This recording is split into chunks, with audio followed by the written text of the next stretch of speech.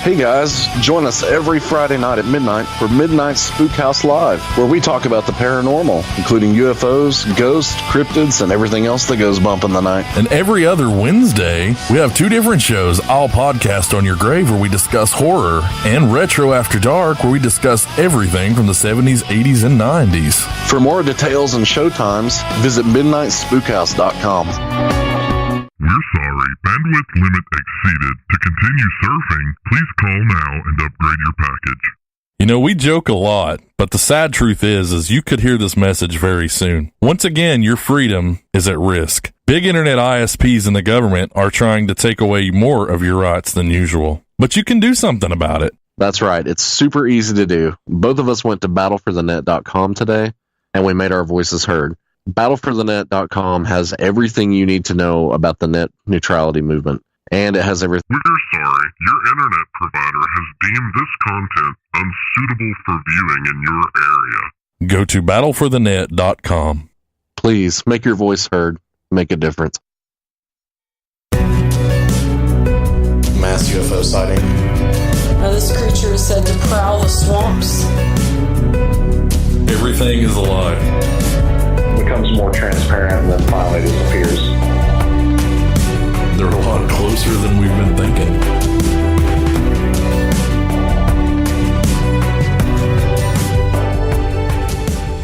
And a lovely Friday night to everybody out there in listener land. Ryan, how are you doing, man? Happy Friday. I'm so glad it's Friday. It's never been a long week. It's never too soon to be Friday, is it? Never. No, and not just because never. of the show, but it's the end of the week. The lovely weekend is upon us. So welcome everyone who's out there listening. We've got a Dark Falls with us, Hester Prine, Princess Jazz, and hello to everyone else whose names I don't know still. You should join. You should come hang out with us and, chat and all that join good the stuff. chat. We like to interact with you. We do. We do. like your questions. So we have a pretty interesting show tonight. You know, we've been to, let's see, where all have we been, Ryan? We definitely been to Russia a lot. Yeah. Yeah. Well, we've been down south. We have. Down to Nolans. No, we have been to Nolans. That's true. Yeah. This week we're going to go to Asia. And I say Asia because not just one particular place. We're going the Philippines, or we're going to China, we're going to Japan. Where all are we going? I don't even know where we might go. We're just going to get in the plane and hit it. So, but yeah, we've got, there's a lot of lore over there. Like any other country, they've got a history, and, like China, I'm trying not to be too specific, but there are certain regions that are kind of known for ghosts, and then certain regions that are kind of known for cryptids. And we've lost Ryan again already. This early on, we've already lost Ryan. But let us not derail. Yeah, we have a lot of fun stuff. We have the hanging coffins, if you know what that is. If you don't, you're in the right place. We have let's see, we've got the suicide forest, which is Japan, and that's one of Megan's favorite things. And she's going to try to get here later to get on, and she may have a few things to say. I think we have Ryan back. Ryan, do we have you back? Yes, we do. We do. Pesky Men in Black again. I swear, our internet gets really squirrely every time we try to do this thing. It's true. My internet is flawless until we try to do this show. Yeah, let us not try to do a show. Princess Jazz, did I say welcome? I don't know if I did. If I didn't, I'm sorry. But if I did, there's your second one. But let us move on to the news. I don't want to get rambly too soon. Ryan has a really cool story, so I'll let you start off with a bang, man. All right, so what I've got for you tonight is something UFO related. Ooh. Something famously UFO related. All right. So brand new evidence has emerged on the Roswell incident. All right. Everybody's familiar with that, right? Yeah, that's a big one. So a magazine, it's like a quarterly magazine called Uncensored, which originated in New Zealand and Australia. And it's starting to make its rounds here in the U.S. as well. They were, I believe, mysteriously handed this footage of the Roswell event, specifically when the moment when they arrived back at base with the alien bodies that they supposedly found from the wreckage. And you can view this footage online as well. You can take a look at it yourself and see what you think of it. Why don't you maybe after the show try to post that up so everybody can find it real easy on the website? Yeah, definitely. Oh, the website, midnightspookhouse.com, for those who were unaware. Absolutely. Yeah, it'll be up on the main page there. Sweet. So what the footage shows us is, again, lots of soldiers running around, and they've got some kind of body on a stretcher. Ooh. Is it alien? It certainly looks alien. You'll have to watch the video and see for yourself. Now, what's interesting and why I wanted to report this, you know, there have been all kinds of, you know, you remember the famous alien autopsy special that ran Fox in the 90s. Of course, you're referring to ID4, the Independence Day movie with Will Smith, right? All right, that is it never happened for real, did it? We may never know. We may never. All right, yeah, but anyway, I know what you're talking about. There's an air of authenticity about this particular video because the editors of the Uncensored magazine, they reviewed the footage frame by frame and found it to be completely authentic. They state that there are plenty of artifacts and clues that tie this video to 1940s era footage. Wow, that's awesome. So now, just a disclaimer, when you watch the video, it has been highly oversaturated. Mm-hmm. Is that the right term? Overexposed, I guess. Yeah, there you go. The right term. And it appears to be one of the handheld, like a manual crank camera. Like you say, a potato. So, yeah, this is the grandfather of potatoes. The grandfather of potatoes. Don't go into this thing expecting some new, you know, high definition footage of an alien or anything. It's quite difficult to see really anything in this footage, but it's very interesting, and I'll admit it does look as though it's from the 1940s. Wow, that's cool. So there's plenty to look at, plenty of visual clues and artifacts and things from the 1940s that give it a certain authenticity. So that's great. There you have it. You know, I urge everyone to, you know, take a look at the footage later on at midnightspookhouse.com and kind of give it your own review. See if is this the real deal? Are we looking at an alien, or at least that I won't say any specific details of it. Well, I haven't seen it. Check it so. out. The show. Yeah, I'm curious myself. I haven't seen it. Like I said, we try to come into the show and not really talk to each other about like the news stories, so that we're, you know, generally hungry and we want to, you know, talk and ask questions. So plus we don't want to fake it. Right. Wow, that is the most interesting thing I've heard today. Yeah. Hey, Ryan, have you heard that? No. Dale. That sounds amazing. Princess Jazz says, "Hey guys, really excited about the show tonight." Well, thank you. We are too. We hope you enjoy it. We're excited to have you. We are. We're excited to have everyone, not to play favorites, but yeah, Princess Jazz, we have a princess on hand, so come on. Darkfall says Comcast is PO'd, aren't they always? And he said they made a movie based on that. I assume you're referring to the Suicide Forest, the Forest movie. I'm actually going to bring that up a little bit later, and that's a great point. I have some related news, sort of. Now, it's similar. I won't say related. I guess that's not the right term. Okay, so a peculiar aerial phenomenon has been sighted in countries all across the world in recent years, dubbed smoke vortexes. Have you heard of these, Ryan? Ooh, that's a new term on me. Okay, well, these anomalous black rings have been sighted by hundreds of people everywhere, from the remote wilderness of, here we are again, Siberia, to the side of England's busy M62 motorway. In case of the latter, smoke vortex. Yeah, it's yeah. I've never heard of that. It was reported a few days ago, actually. The mysterious phenomenon was spotted by so many people that it ended up being covered by international news agencies.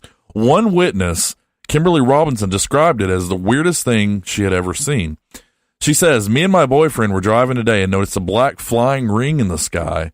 It looked a bit smoky, but the shape was a solid ring. We had never seen anything like this before, so we looked into it, and no one knows what it is." So there was a similar sighting in Missouri, very, very local-ish, I guess, a few days earlier, and Kazakhstan, Leamington Spa in Florida over the last 4 years. So it is a common thing. But what exactly is it? A so-called smoke vortex can arise when you have a blast through a circular structure like a smokestack, said former UFO investigator Nick Pope. So these weird effects can be caused by an accident or indeed by design. On this latter point, they can be created as sort of a pyrotechnic effect, and be interesting to know if there were any outdoor festivals in the area. I'm looking at one, and I don't think it is. You always hear these excuses. Oh, well, they were testing things, and well, that's caused by this or that. But it's just awful funny that they're testing at 2 a.m. when somebody spots something from their bedroom. You know what I'm saying? Yeah, this it's kind like those brand new flares. Have you heard about those that can fly in fantastical maneuvers and shoot off into space? At the speed of light? Yeah. Those can also they can get in line and do like a light show. I think so. Yeah. Those are fancy. Well, I don't really know what I think about it, but I'm looking at a picture, and it's from a video, and people have it labeled as smoke machine, portal to hell, mysterious black ring in the sky, baffles. And that sounds like a good metal album. It does. Smoke machine, portal to hell. That is an Anthrax album right there. Everybody tell Anthrax and let's do it. That's really, I hate to say that I don't have any more information, but currently no one knows exactly, and the dots haven't been put together. So it's a mystery, and that's why we're here, isn't it? Because mysteries are great. So yeah, the truth is out there. The truth is out there. Keep your eyes open. That's right. I have another story, and it kind of goes the opposite direction. Cool. We talk about the only ghost activity we have around here is Todd, the resident spook. Well, sometimes ghosts might not be so fun. In July 2016, paranormal investigator Jay O'Donoghue and his friends decided to investigate Kells Priory in Kilkenny, Ireland. Priory Kells is the 12th century monastery with a long and bloody history. It's been invaded 3 times and has also been burnt to the ground on 3 occasions, which caused a lot of deaths. Jay had investigated the priory before and captured a lot of evidence, but this time it was the summer solstice and a full moon, which is said to increase energy and paranormal activity. Have you ever heard of like certain stones in the earth, thunderstorms, energy in the air, energy in the earth can cause these things? Right, yeah. Yeah, okay. So Jay says, we had heard that it was going to be a full moon on the summer solstice, so we decided to test the theory that a full moon summer solstice would increase the energy around us. In doing so, would the paranormal activity increase? The night started off with guys hearing and capturing disembodied voices. They checked around the premises as they initially thought it was someone walking around and talking, but there was no one there. And suddenly something happened to Jay that frightened him so much that he stopped the investigation. Jay said, what happened to me that night was the worst feeling I've ever experienced. Something happened to me. At one stage, I heard a female voice in my head telling me I need to leave. His voice was so loud that I thought the other guys had to hear it too, but no one did. As we reviewed the audio, the voice I heard was on the recorder. The spirit was trying to warn me of something terrible that was affecting me. The evidence on the video of an audible disembodied voice and EVPs, not just words, but full sentences. He added, we had investigated the site before and captured lots of EVPs, but this investigation was different. It was so terrifying that I stopped doing the investigation as I was extremely affected by what had happened. I've done them at numerous haunted locations, but this was the first time I was not myself. Something just wasn't right, and it's changed the way I'm looking at the answers to the questions I have about ghosts. I've captured lots of good evidence on ghosts, but the night of this July summer solstice investigation has been the most terrifying experience I've ever had. The video, he says, is 100% real. The EVPs, the photos, and the poltergeist activity, all caught on film, is also real. And because of that, he walked away from being an investigator. Now, I will put these things also on the website after tonight's show and kind of let you guys decide what you think. It's very convincing to me, but I certainly am not saying, I'm not going to sway anyone. But that's pretty freaky. But that's pretty rare to hear, Mhm. that whatever happened was so powerfully influential that they were just like, I'm done. I'm not doing this anymore. And they walked away from that interest. Yeah, that's kind of where I wonder if he's just completely done with the paranormal altogether, and he won't hear what anybody else has to say, or anything. Like, wow, that's pretty compelling to me, actually. Yeah, like I've always heard that, overseas, and I think they brought this up a couple of weeks ago. Overseas, they say, it's a lot older there, obviously. There's a lot more history, a lot more time for, I don't know, murder and death and horrible things to happen. Right. It seems like they're very strong compared to American hauntings. Now, that's not to discredit American hauntings at all, but that, there seems to be this intensity there that isn't necessarily common here, at very least. So make of it what you will. I'll post the things and you decide if you think they're real. Now, certainly there's a lot of fakes out there, but I don't know. It looks pretty legitimate from my point of view. But you decide and write in and tell us what you think, and maybe it'll come up in the listener questions next week. Yeah, we'll talk more about it. But I've got more news, but I try not to beat everybody down with news. It's more fun to move on to the meat, I guess. But that's all I've got. You got anything else to add, Ryan, or do you want to go ahead and get to it? That's all I had. So how about we discuss this trip overseas? Okay, let's do that. Get things started. Yeah, so let's before we do that, you want to take a little break first? Yeah. Ooh, I like that. You set it up. You set that up. I like it. I like when you take the horns. All right, so yeah, Ryan, that's a great idea. Let's take a quick break, and we'll come back, and as Ryan said, we'll travel overseas.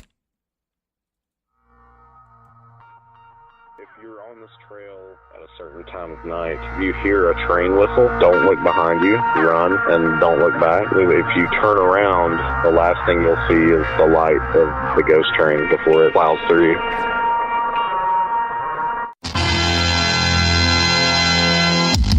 Listen up, you brainless boob. Do you enjoy talking about 80s action figures and toys? Perhaps your favorite is the Snake Mountain playset. If that's the case, tune into the Retro After Dark radio show, broadcasting every other Wednesday night at 10 p.m. Eastern Time. For more details, check show times at midnightspookhouse.com. It's one you won't want to miss, you pea-brain nitwit.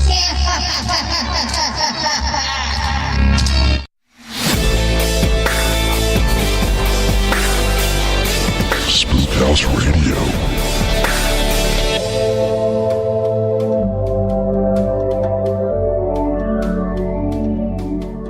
And we are back on Spookhouse Radio. So, man, I'm excited for this trip. I've always kind of wanted to go to, I don't know, I haven't really decided if I would have more fun in China, which is very strict, and, there's a history to it, and I don't know. And then Japan kind of seems more like the lax little brother. Is like, let's hang out. Let's do something weird. You know what I mean?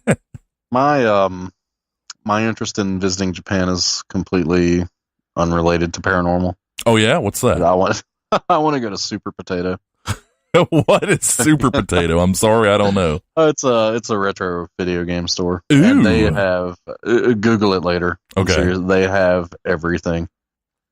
I mean, if you think PC engines are rare over here, Google their store and you'll see an entire shelf of them. Ooh, I want ones real bad. Yeah, we need to go to Super Potato. Yeah, that reminds me, I got a TurboGrafx 16 recently, and I'm pretty proud of it. Ryan told me to announce that. He said to do it on Twitter, but I thought I'd just announce it. Yeah. I don't Twitter much. That's bragging rights there. All right. To own a turbo. Okay, so Asian folklore, mysteries, and paranormal stories. Now, there's a lot to talk about tonight. We could actually, and most likely will, make quite a few shows out of it over these topics. But as with a few other things we've covered in the past, we wanted to kind of do an intro and sort of get the book open, if you will. We'll be talking about the hanging coffins of China, the suicide force of Japan, and a lot of the legends and ghost stories that are considered fairly widespread and popular. All right, so I think a good place to start would probably be with the suicide force. I know that sounds really bad to just say it like that, But it's really interesting, and as mentioned earlier, yes, there is a movie that they made that got pretty popular in the States. I own it. I picked it out. It's called The Forest, and it stars Natalie Dormer of Game of Thrones, which returns Sunday night for those who care. Have you seen it, Ryan? I guess I should ask. That'd be a natural starting point. Yeah, I love Game of Thrones. I mean the movie The Forest. I'm just messing with you. I've actually not seen that movie. Okay, well, also you've not seen what's relevant. Okay, no. But seriously, for those who care, the show returns Sunday on HBO. Now, let me read a little bit about this Suicide Forest. It's Okigahara? Is that how it's pronounced? Does that sound right? Okigahara, okay. Also known as the Suicide Forest, or Sea of Trees, is a forest on the northwestern flank of Japan's Mount Fuji, thriving on 30 square kilometers of hardened lava laid down by the last major eruption, which was in 864 AD, which has naturally been a while. The western edge, where there are several caves filled with ice, is a popular destination for tourists and school trips. Parts are very dense, and porous lava absorbs sound, helping to provide visitors with a sense of solitude. That sounds really neat to me. I can't really, in my brain, imagine what that's like. There's caves full of ice, and then the lava, like, absorbs noise, and then you're in this, I don't know. It seems strange to me. Anyway, the forest has a historical reputation as a home to ghosts of the dead in Japanese mythology. In recent years, it has become internationally known as one of the world's most popular destinations for suicide, and signs at the head of some trails urges suicidal visitors to think of their families and contact a suicide prevention association. In an exhaustive 2017 feature story on Mount Fuji, Smithsonian Magazine columnist Frank Lids wrote, "Distraught teens and other troubled souls straggle through the 7,600-acre confusion of pine, boxwood, and white cedar. In the eerie quiet, it's easy to lose your way, and those with second thoughts might struggle to retrace their steps. Now, according to local legend, during the 1800s, the Japanese custom of ubasute, in which elderly or infirm relatives were left to die in a remote location, was widely practiced there." Wow. If that's not set up for something terrible, I don't know what is. Right. I don't know. Megan is really interested in this. I wish she were here to kind of give her thoughts on it, but she'll be here later and she can talk about it. Now, have you heard much about it, or is this kind of news to you? I don't think it's news to you. I think we've talked about it before, haven't we? Yeah, I've done some research on it in the past, and yeah, it's on the surface. If we look at it, without a paranormal lens, the area is known, like you said, as the suicide forest. So, it's basically a hot spot or a popular destination to go to, unfortunately, end your life. Right. So that's, even if you, like I said, even if you're not looking at it through a paranormal lens, that's kind of what it's known for there. Yeah. But certainly, if you're looking at the, I guess the ghostly side of it, I think what you're experiencing there is a lot of, I guess, lost souls that maybe left this world too soon. And I've always wondered, I know that's a heavy subject, suicide, that I wonder if it's more likely to leave a spirit with, I guess, a feeling of unrest or unfinished business on this plane.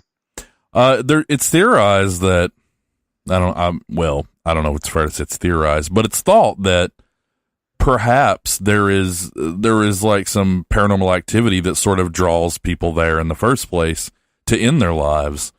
You've probably heard that demons, they prey on your weaknesses and they make you depressed and put you in a very dark place. So I don't think that it's a stretch necessarily.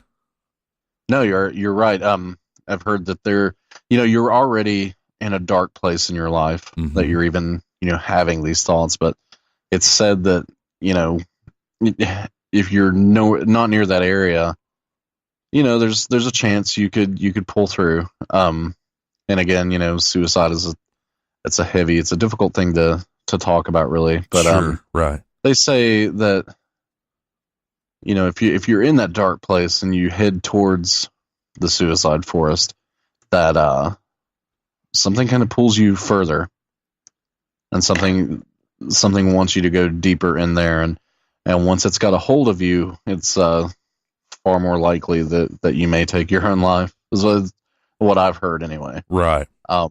So there is some kind of compelling force that I guess kind of eggs you on. Right. Like, you understand that there's this place that for the longest time has been known for such a thing. So you can almost understand how someone going there is like, this is a natural thing to do here. And I'm certainly not going to be alone with all the others who have done it. But then on the flip side, what drives you there in the first place? And I guess that's the ultimate question about suicide. That is something that we're just absolutely not set up to handle. On that topic, just real fast, I want to say that there are a lot of hotlines out there for folks who would ever consider it. Please take advantage of those before doing something like that. So I really appreciate these signs that are there at the entrance, because this is a place to hike and do good things. So try not to get swept in by it. I like to think that with spiritual activity, things like ghosts and demons, that maybe you can fight if you're willing to. So try to go in there of strong mind and will, is I guess is all I'm trying to get at. Yeah, that's kind of, I guess, the definition of a demon. They're going to prey on your weaknesses. Right. It doesn't care about you or your well-being. Mm-hmm. It knows that you're in a dark place, and it's gonna go for that. That's it's gonna go for that weak spot. So. Mookie Mook says the statistics usually right at the end of the fiscal year for businessmen that had a poor year. Oh, I didn't know that, but it makes perfect sense. Unfortunately, yeah, and unfortunately, the suicide rate is high in Japan for high school students as well. Everyone is kind of competitively and fighting to be the best in their class and to be accepted to one of the higher tier universities. And when they fall short of that, unfortunately, a lot of people take that as kind of, that's the end of my path. I've wrecked my career. There's no other plan for me. That's it. Yeah. And that's really, truly unfortunate. There are estimates that claim that there are as many as 100 people a year that have successfully done it there. Wow. And that's just terrible. What do you do to circumvent that? I mean, you obviously can't stand at the gates and say, are you depressed? Because if you are, you can't come in. That's right. That's idiotic to even consider. But are the signs enough? You have to question, is something that can be done, or is this truly paranormal? Because that's not normal. It's certainly above normal. It is supernatural in some sense that there's this spot that people go. What draws them to it? Is there something bigger? I don't know. But I do know that Japan actually, as you were kind of saying, has a long tradition of suicide. Seppuku, a samurai's ritual suicide thought to be honorable, dates back to Japan's feudal era.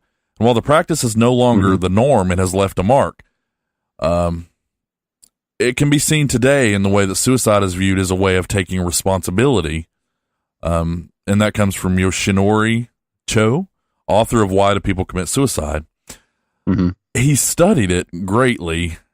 He works at a university where he studies psychiatry. And he lives there. So, I mean, he knows far more than we would. What do you say? I mean, when it's in your history, and it was treated, it's like in this country, how we, the Army, which is a wonderful thing, and we appreciate our soldiers, obviously. It's what you learn. It's what you know. And it's disturbing to think that suicide is a past. Right? Yeah. I mean, I can't even wrap my head around it. It says the global financial crisis of 2008 made matters worse, resulting in 2,600 suicides in January 2009, a 15% increase from the previous year. Wow. That's insane. So they do. Now, here's something I do want to say. Because of the high suicide rate, Japan's government has enacted a plan of action that aims to reduce such rates by 20% within the next 7 years. And that may sound silly or negligible, but 20% is a lot when you consider out of every 100 people, that's 20 who won't do it. Part of these measures include posting security cameras at the entrance and increasing patrols. Now, I guess that might actually help. Suicide counselors and police have also posted signs on the paths. Think carefully about your children and your family. Your life is a precious gift from your parents. I think that's about all you can do, right? Yeah, and I was going to say, I'd like to see more patrols going through. I mean, you certainly don't want to harass people or, I mean, when I'm going out on a hike in the woods, I don't want to run into, like a police officer every, 5 minutes or so. But, right. I think given the history of this location, it is kind of to be expected, Mm-hmm. It's, I guess I would feel more comfort, with having more patrols there. According to a novel called The Complete Suicide Manual, it actually dubs the place a perfect place to die. But it was not the start of the Forest Dark legacy. Ubuntu is a brutal form of euthanasia, and we talked about that, the abandoning the old folks. Mm-hmm. That is actually much larger than I guess I may have painted it earlier. That was a real thing for this forest. So do you think there's some like cosmic, this is a place things end?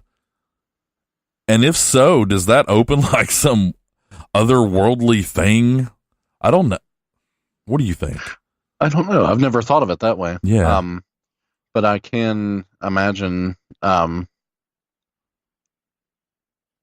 with so many people going to this hot spot to end their lives, in a similar way and for similar reasons. Right. I can imagine there being like an otherworldly interest in that area. Mm-hmm.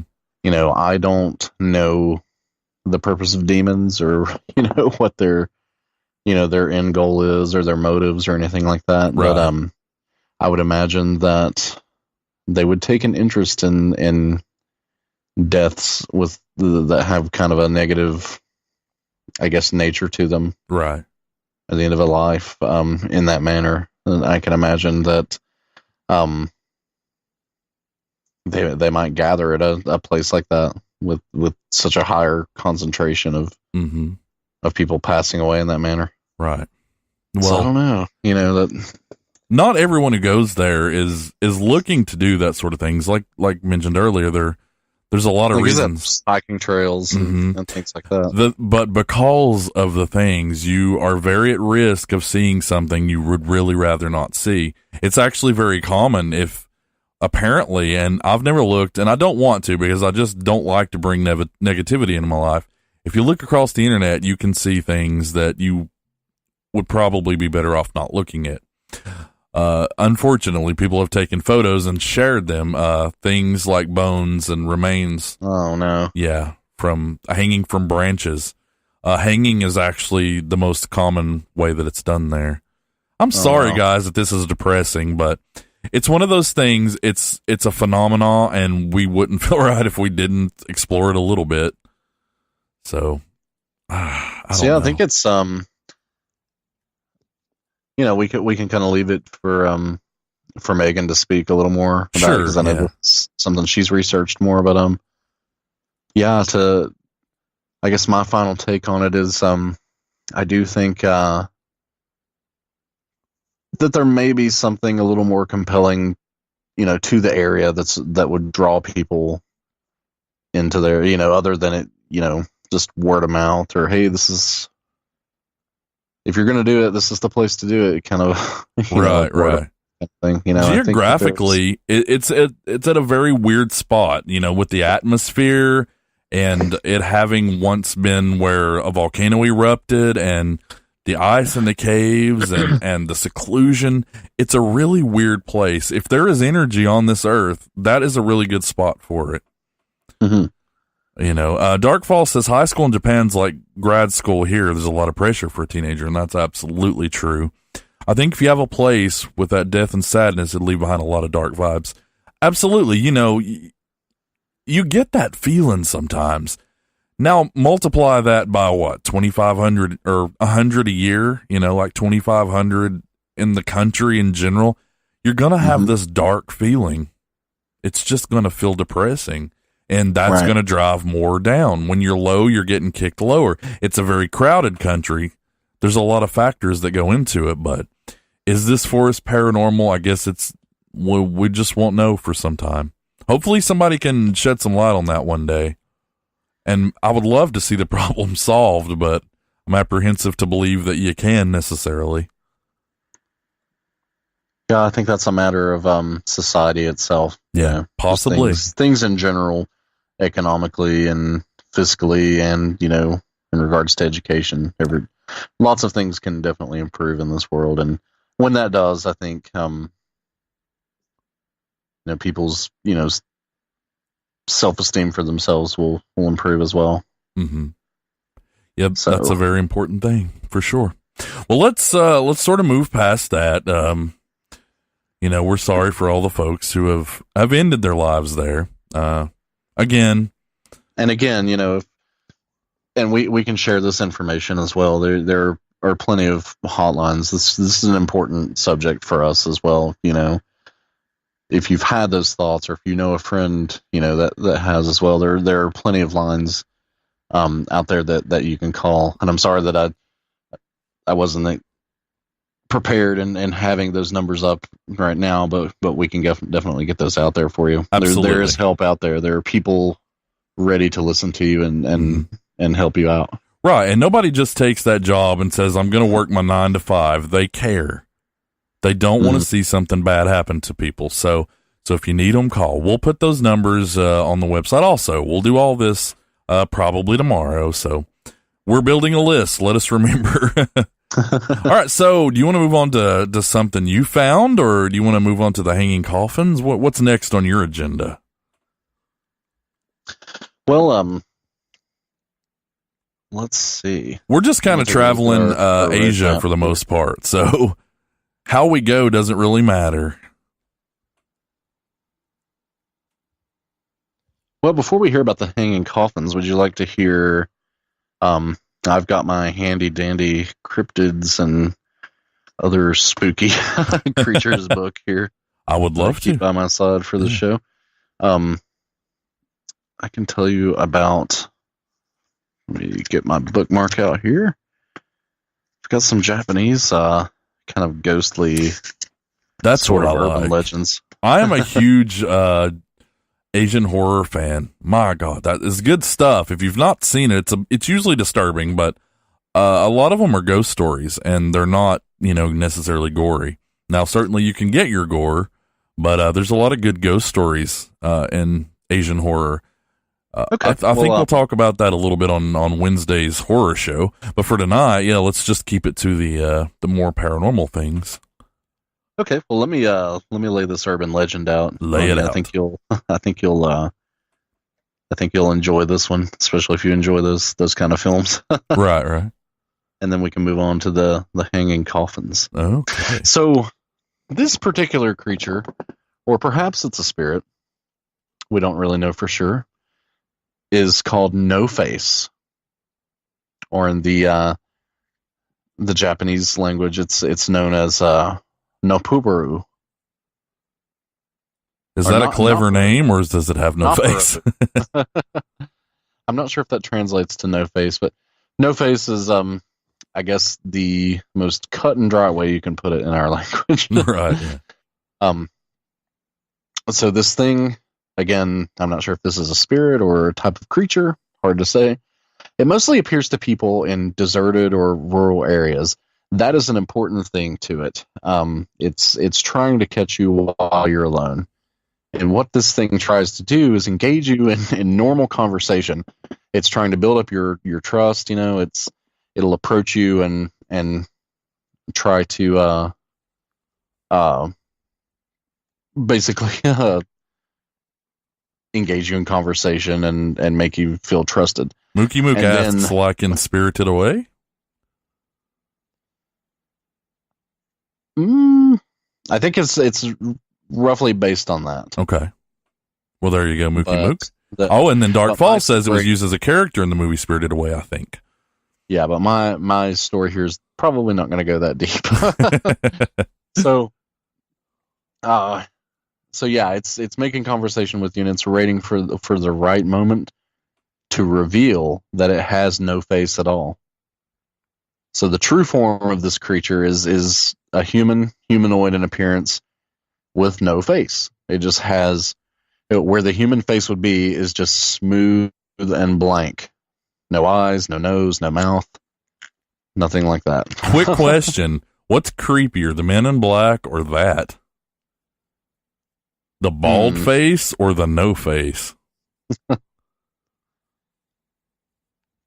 right. That might make a good poll. That's actually. true. That's true. There you go. But the interesting thing about this this creature is that all it seems to want to do is scare people and see you run away into the night.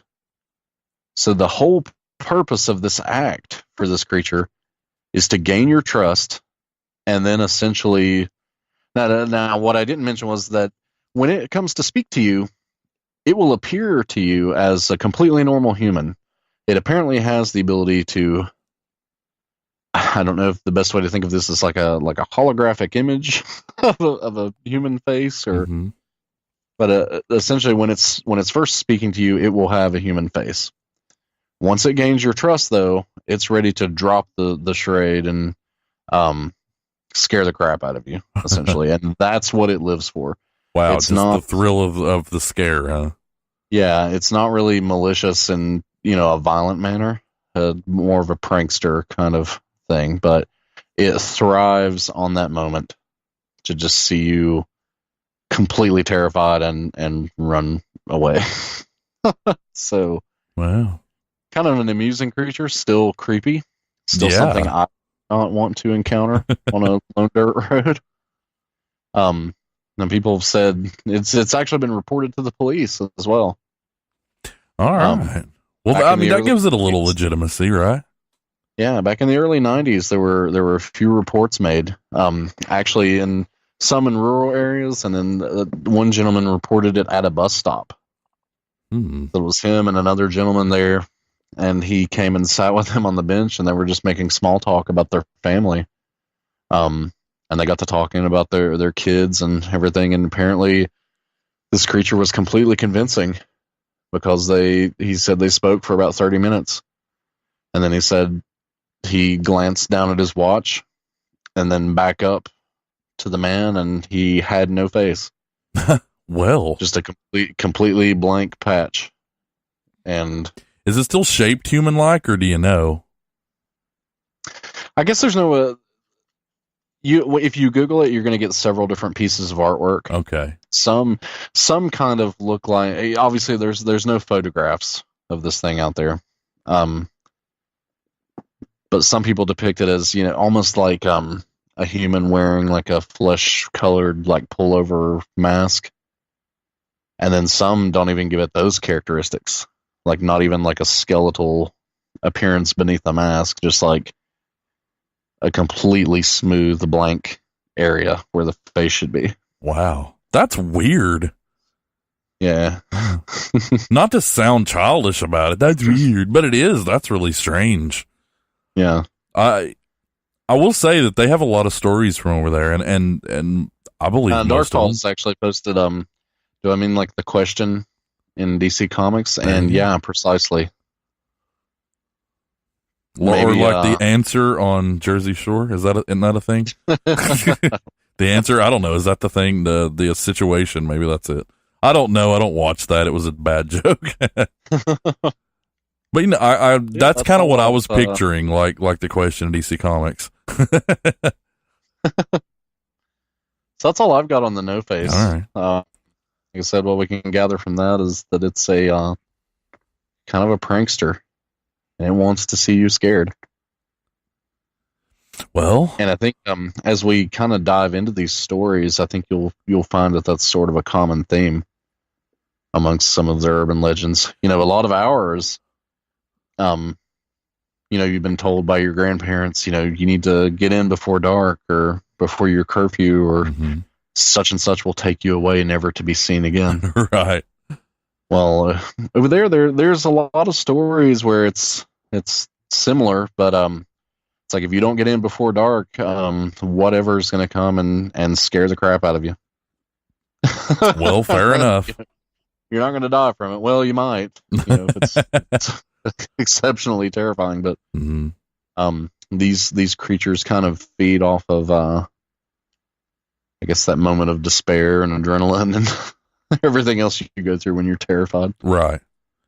I don't know.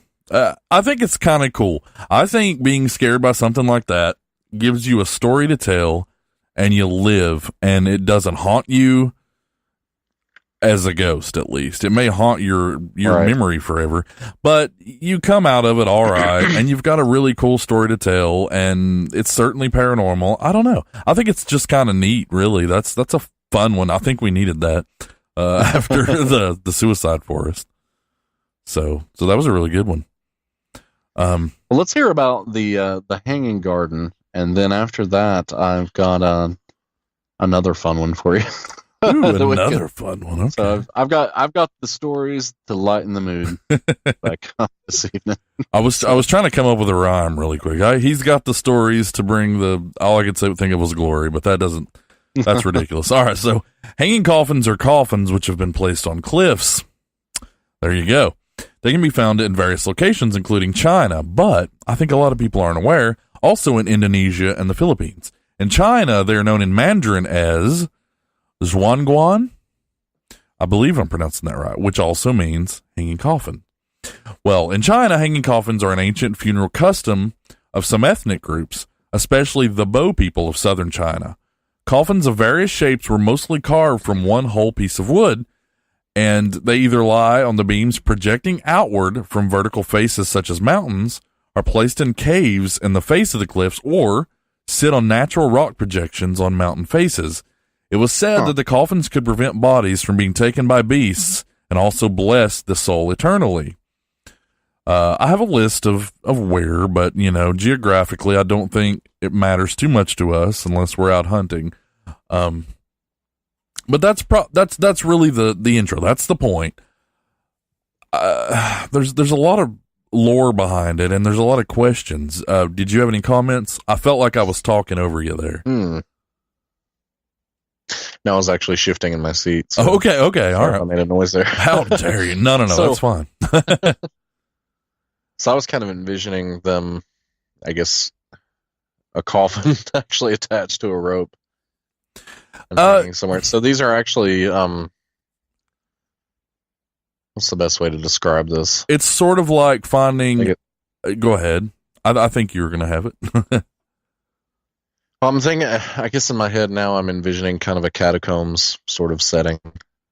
With indentions in the wall of a cliffside or what have you. It would be kind of like if you cracked open a rock and in half of it there were like a diamond stuck in it, or a pearl or something, like, not a pearl, you know what I mean, a jewel of some sort kind of encrusted into the rock.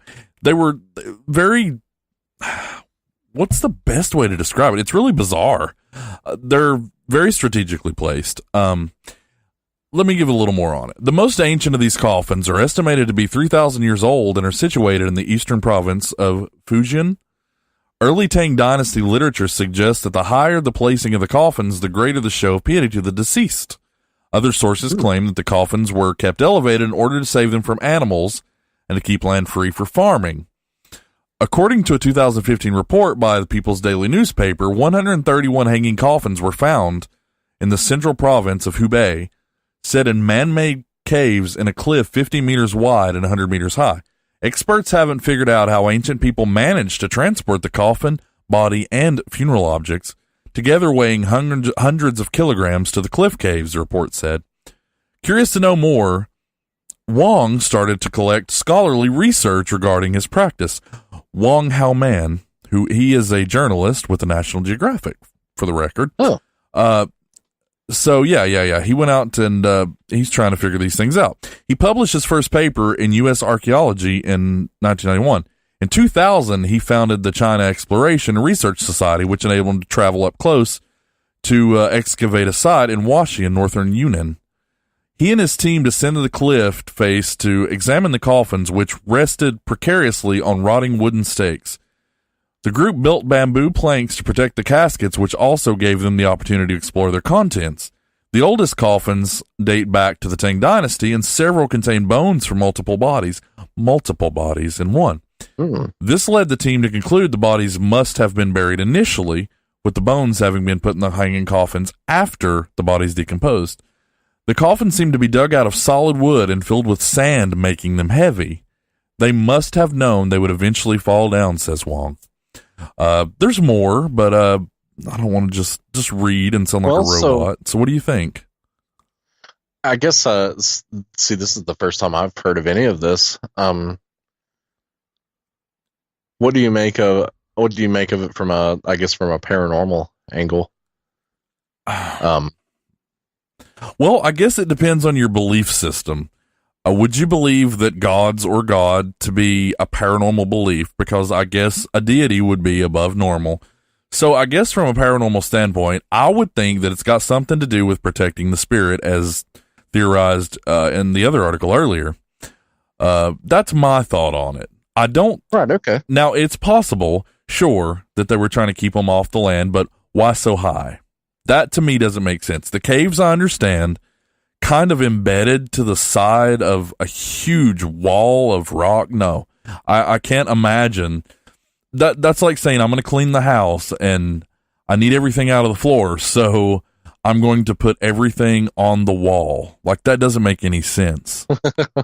So to me, I really believe in my heart of hearts that it has more to do with probably things like, like a spiritual reason. Absolutely. Because yeah, I agree that, if it's a matter of, we don't want them on the ground, you can make the argument that they could be buried like here. Right.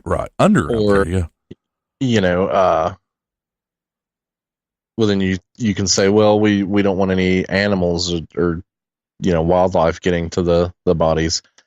Then you can make the argument, well, we can make like a tomb or like a mausoleum kind of deal. Them. Yeah, exactly. Or heck, we could put them on the rooftops. Sure, yeah. If it's a matter of you think, that sounds kind of crazy.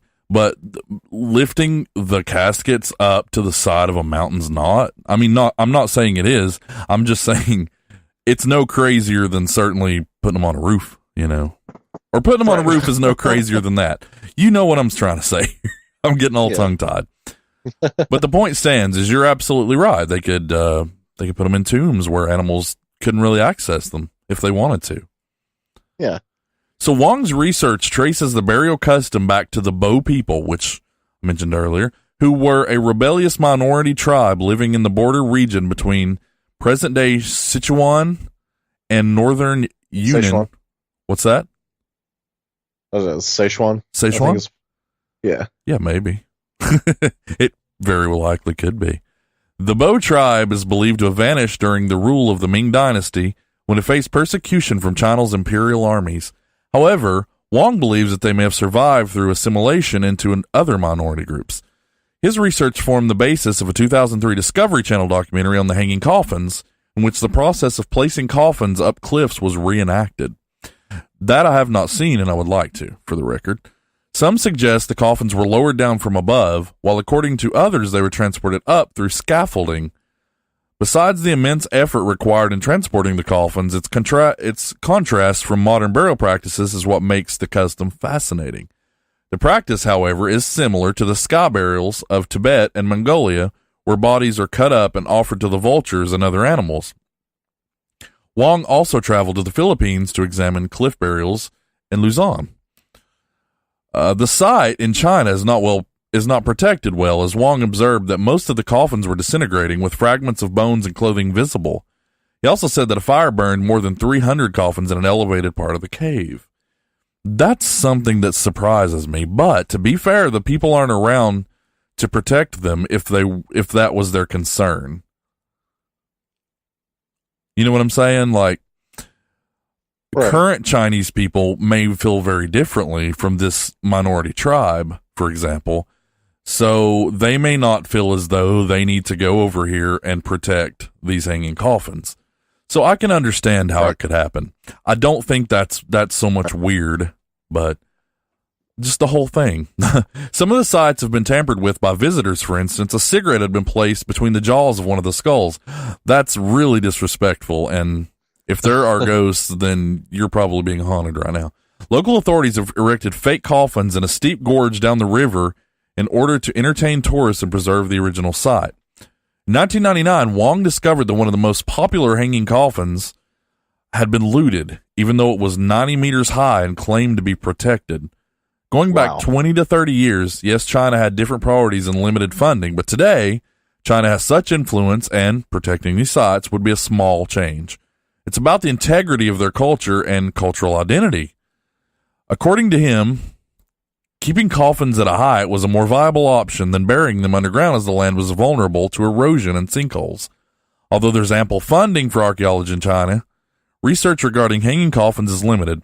I'm sure if someone really wanted to do this, they could, says Hein, but you would need the cooperation of different provinces and local governments, which is difficult and requires a lot of energy, says Enki Hein, an archaeologist from Oxford University. The most comprehensive research in Chinese regarding hanging coffins has been conducted by a scholar named Chen Mingfang, but CNN was unable to trace her. That's a shame. According to Wong, who has dedicated considerable time to examining and protecting the heritage, will probably never be known why people chose to preserve the dead in that manner. He says, we can only speculate. I'm sorry for the long read, but I feel like it says a lot about it. I mean, obviously from someone who knows more than I do. But yeah, it's bizarre.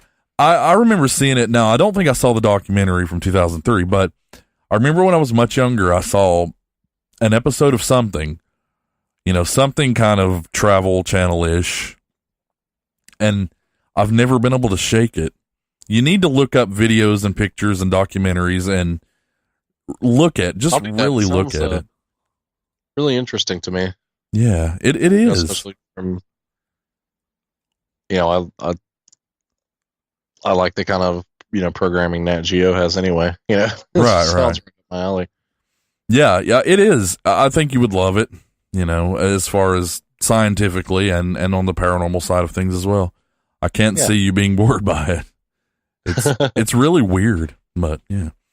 So, unless you have any more comments about that, I think we're ready for another one of your fun stories. You want to take a quick break in between? Sure. I'm trying to decide which of these would be more fun. You know what? You can do both. Looking at my notes here, they're both kind of fun. So yeah, I can give us a couple of stories when we come back. Sweet. I've got a few of my own. They're much shorter than that one. Again, I'm sorry that I read everyone. I basically read you a story, but I think it's a really interesting one personally, and maybe there's others out there who haven't heard it. So yeah, let's take a quick break and we'll get back with some more fun stuff. Hey Ryan, yeah. I want to rent a movie. All right, here we go. We'll be right back. Hey, Ryan. Yeah. Let's go rent a movie. I don't know. I was kind of looking forward to a sub. I wonder if there's a place where we can have both. VHS. What does VHS stand for? Sign says VHS and hot subs. That's awesome. Smell those meatballs. Hey, look. Foot-long meatball sub and a free movie rental all weekend long for only $5.99. Dude, look. Rent RoboCop 1 and get RoboCop 2 free this weekend only. Rad, man. You mean for only $200 down, I can get a Sega CD? Yeah, dude, and a free tuna biscuit. Don't forget your free copy of Night Trap. Night Trap? Whoa. Don't tell Mom. You boys. VHS and hot subs at 30 Town Center Drive on the left by the abandoned go-kart track. For more, head over to midnightspookhouse.com. There's a new show in town. It's not your ordinary show. Every other Wednesday night at 10 p.m. Eastern, I'll podcast on your grave. Featuring monsters, slashers, ghosts, zombies, and more. So if that's something you're into, join us. Head over to midnightspookhouse.com for all the details.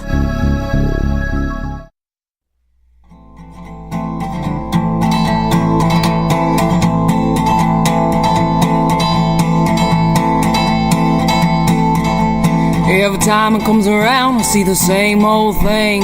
Friday buzzes past and the vultures start to sing. Baby in the water till it froze. Baby in the water till it froze. Ain't nothing new hair gonna grow. Baby in the water till it froze. There's an oyster farm up on Coffin Hill. Baby's fine with that pearly pill. She'll shuck you up a dozen while she belts the blues. Just don't ask her to feel. So I haven't played that one in a while. That's a song called Coffin Hill by Mr. and Mrs. Smith. Everybody should check that out because that's a really creepy song. And I kind of felt that it was a little bit relevant here. Coffin Hill. The timing was just too perfect. How often do you get a chance to play something like that? So yeah, check that out. That is Coffin Hill by Mr. and Mrs. Smith. All right, now moving on. Ryan, I'm going to go ahead and let you tell your stories. I've got a few. But honestly don't know if some of ours overlap. So you go ahead and tell yours. Okay. Let's see. The first one I've got here. This is kind of a, I would call this sort of a ghost story, but it also kind of borders on an urban legend as well. We like both of those. So the way this urban legend goes is that young women need to be careful when going into restrooms in Japan in unknown locations or in very late night hours. Apparently it would be a lot better in your interest to head on home to go to the bathroom because you could encounter the red cloak. Now, what it says is that an irresistible looking man wearing a red cloak will appear in a women's restroom and he'll invite a woman to join him in a stall. So, is anybody else thinking of this is creepy in a completely different way. Yeah. So once you're in the stall with him alone, he'll ask you a question. Which do you prefer, the red cloak or the blue cloak? If you choose the red cloak, he slits your throat and leans you back so the blood flows down your back like a red cloak.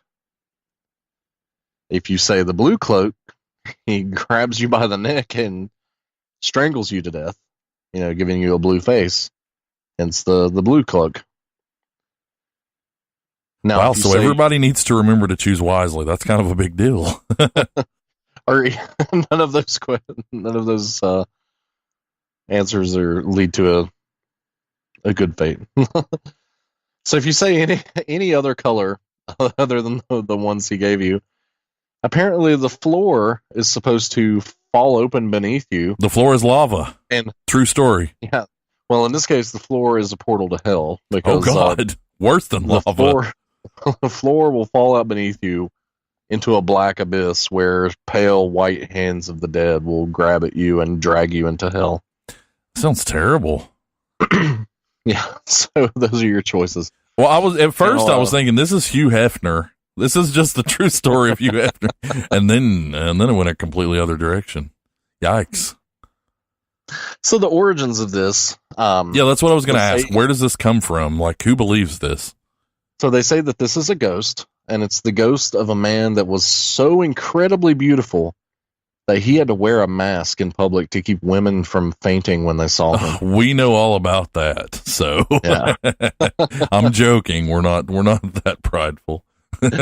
So the story goes is that he finally found a woman that was as beautiful as he, that matched his beauty, but she wasn't interested in him. So he kidnaps her and flees in the night with her.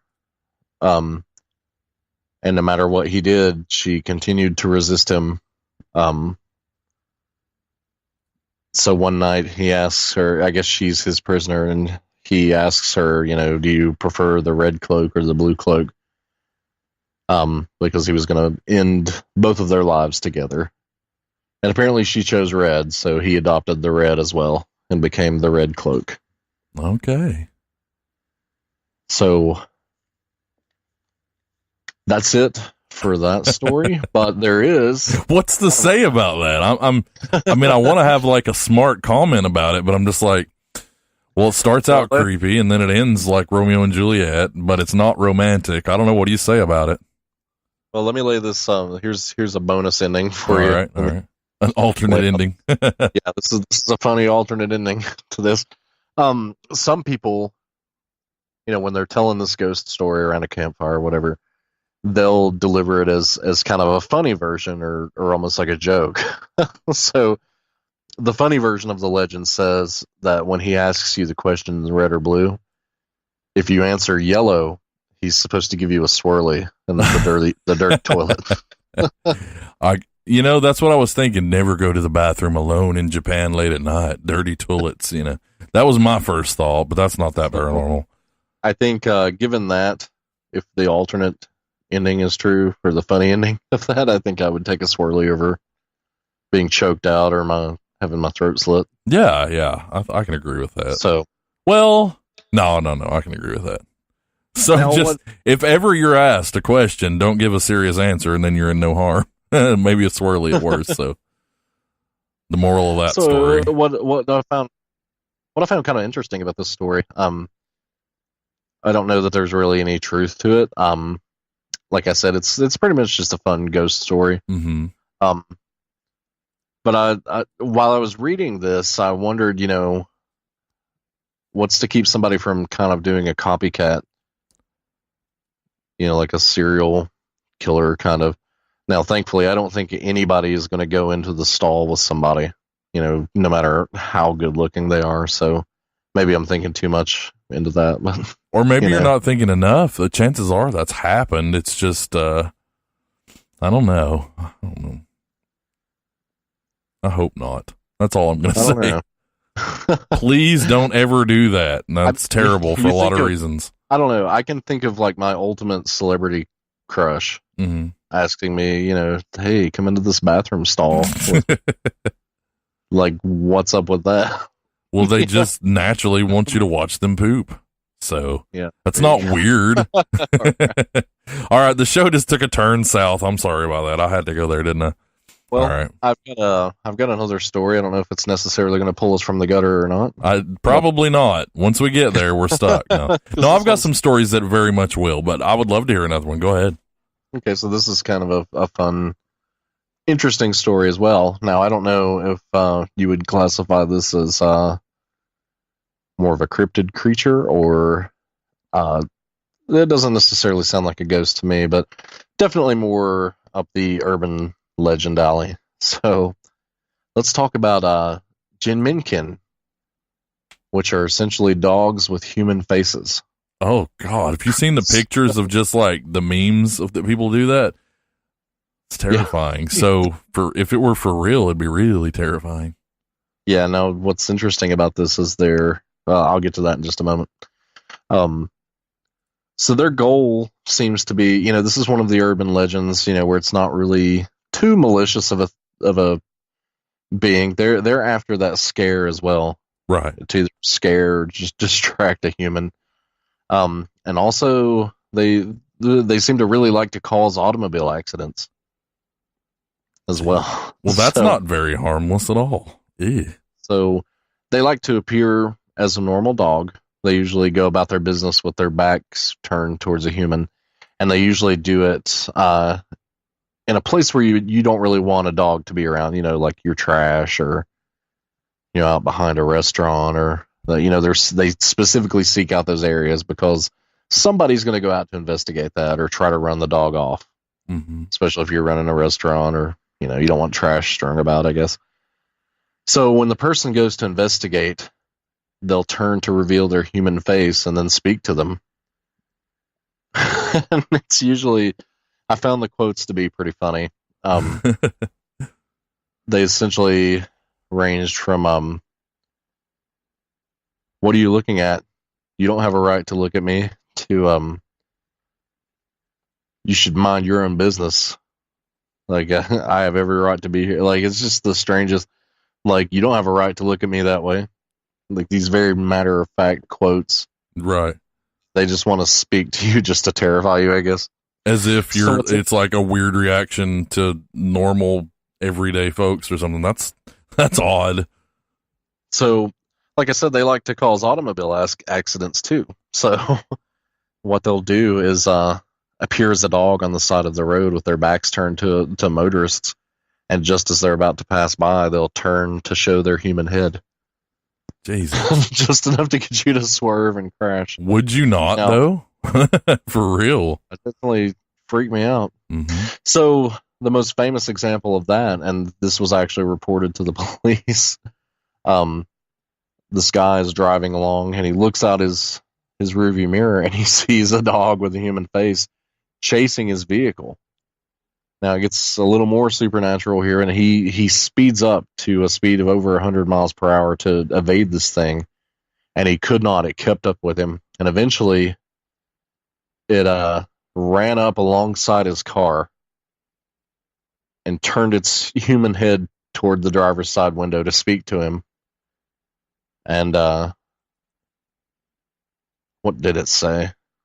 It was another... It was like, I'm minding my own business. What are you doing here? You can't just do that. Something You very can't just get out there and cause an accident and then be like, what of it, bro? You can't do that. That's not like, you're a dog with a human head. No, don't you even talk to me. That is the attitude of the dogs with human heads. You quit having attitudes. You're fine by me, but don't you have attitudes about it. That's got not some okay. attitudes, some sass to them. Yeah. So he crashed. And apparently this became a problem in the late 80s and early 90s. And there were all sorts of police reports being filed of people seeing these dogs with human faces. All right. Well, so I don't know what to make of that. I don't either. The story sounds silly. It definitely sounds like, just kind of a fun urban legend, but the fact that there are actual police reports on the books reporting these things, I thought that was pretty amusing. We make fun, but we would never belittle those who have had experiences. So you saw something. That's what I always say. If you're willing, because it's kind of a serious. Depending on where you live, it can be a serious offense if you involve the cops. Right, absolutely. In something, and then just say something completely off the wall to them. Like I crashed because Bigfoot was on a unicycle and he almost ran into me. That's how to beat your insurance. you don't call and say something like that to the authorities. So no. Apparently they got a lot of calls of frantic people that have seen these things. So, well, it's hard to say what they saw. It is. It's hard to say. Well, let's welcome Megan onto the show. Maybe she's got thoughts. Have you been listening to this story right here? What are you looking at? I'm supposed to be here. Don't you come in and just do that like that's the way to enter the show. That's not acceptable. I'm just a dog wandering the streets. Leave me alone. Don't you do that. It's not okay. So you better watch out, because I'll Photoshop your face onto a little dog, and that will be your avatar from now on. We will post it everywhere. So, but yeah, if you want, you can have some thoughts on the things we've already passed later. Okay. Yeah. I figured you probably had a few. All right, but yeah, Megan is here, and hey again, guys. Yeah, thanks everyone who's still with us. We're sorry, things have gotten a little in the gutter and a little weird Not tonight. with you two. Before we move on, I'd like to ask Megan, what would you choose, my dear? The red cloak, or the blue cloak, or the yellow cloak? The pink one? There you go. Always choose something else. See you in hell, Megan. Yeah, I guess I'm going to get dropped down the floor. Yeah, that's it. All right, so I've got some, these are creepy urban legends now. These are... what is an urgent legend? It's urgent. It's urgent, yeah. This one kind of creeps me out, obviously, and this one comes from Thailand. May Nak Phra Kanong. Now, I will probably struggle if there's a lot of names in this one. Okay, so there once lived, during the reign of King Mongkut, 1851 to 1868, a beautiful girl named Nak who was married to a man named Tidmak. The love between Nak and Tidmak bore fruit, and soon Nak was heavy with child. But as fates would have it, Tidmak was called to serve in the army, forcing him to leave his pregnant wife. While he was away, Nak suffered a fatal complication while giving birth and died along with the child. But due to her deep love for her husband, Nak refused to cross over and instead remained as a ghost in their house. When Tidmak returned home, still blissfully unaware of his wife's death, he found his beautiful wife and child waiting for him. Not wanting his husband to know of her deathly situation, Nak killed anyone who attempted to warn her husband that he was living with a ghost. And for a time, they lived a life full of happiness and love, plus the occasional brutal death of noisy neighbors. I like how casually that fits in the story. Just Yeah. And the occasional brutal You know what death. that reminds me of? What's that? All these teenagers are trying to kill themselves on my property. They're offing themselves on my property. If y'all haven't seen Tucker and Dale versus Evil, you are missing out on life. Please Yeah. see it. Absolutely. All right, so Nak could not have it her way for long, as fate again intervened to stop her murdering shenanigans. They even use shenanigans. The words here. All right, one day as Nak was preparing lunch for her husband, she accidentally dropped a lime off the porch. Now, this is a real urban legend. Again, I joke, but people believe this, and I'm no one to hate. She quickly reached out to catch the lime, but in her haste, she overstretched her arm, elongating it to inhuman proportions. Apparently, Thai ghosts are like Mr. Fantastic. Unbeknownst to Nak, Tidmak saw the whole thing and at last realized that Nak was a ghost. Fear gripped him. He did not want to spend his life hitched to a ghost, so he fled the house that night and took refuge inside a holy temple so that Nak could not chase him. When Nak realized that Tidmak had fled, her grief knew no bounds. Grief quickly turned to anger, and she went on a murdering rampage. Her neighbors got the brunt of her wrath, and a dozen died by her hands. Wanting nothing more to do with her, the neighbors hired an exorcist to lock her up in an earthenware jar, Asian Ghostbuster style, and toss the jar over the canal. For years afterwards, the village was at peace, but story does not end there, no. Several years later, someone accidentally fished out the jar from the canal and unwittingly released the ghost of Nak. The one who vanquished her this time was the famous Buddhist monk, Sumdae-to, who imprisoned her spirit in the bone of her forehead and bound it on his waistband. Ugh. The priest from The Exorcist should really take a lesson from this guy. When Sonjin-to died, the relic was said to have passed on to the royal family to make sure Nak would not be released to do harm ever again. There you have it. Where do you begin to comment on that? That's crazy. Yeah. They tell the story in sort of a fun way with the Ghostbuster references and The shenanigans. but and the casual offing of neighbors, but I mean, this is a real urban legend. Not to make too much light of it, I will say that Thailand is a very strange place, I think, and I don't mean that in that the people are weird necessarily. I just mean there's a lot of lore that comes out of there. I've seen some movies come out of there, some Asian horror films, and they're very different. If I'm not mistaken, there's one called The Maid that I really like. Correct me if I'm wrong, anyone out there who may know, but check out some horror from Taiwan. It's very strange, or Thailand. It's very strange. Very strange. Yeah. So what do you think? Do you think there's a ghost? Do you think it's possible? I guess would be the main point of this story is, do you think that's possible? Do you think just because it's not here in Virginia, Tennessee, or North Carolina, do you think maybe where there are different kinds of spirits, do you think something like that could happen? Well, absolutely.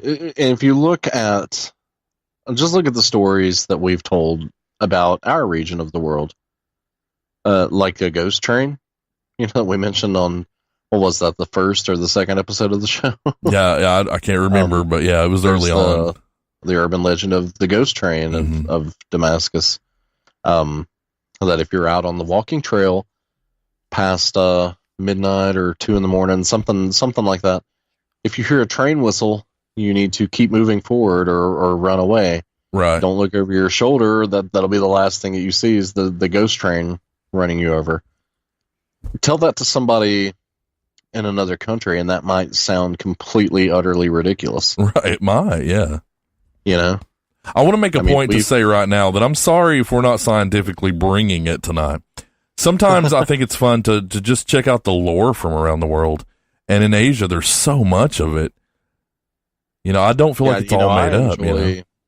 I enjoy a good ghost story. Right. And that's kind of been what tonight has been about, really. That's it. That's it, yeah.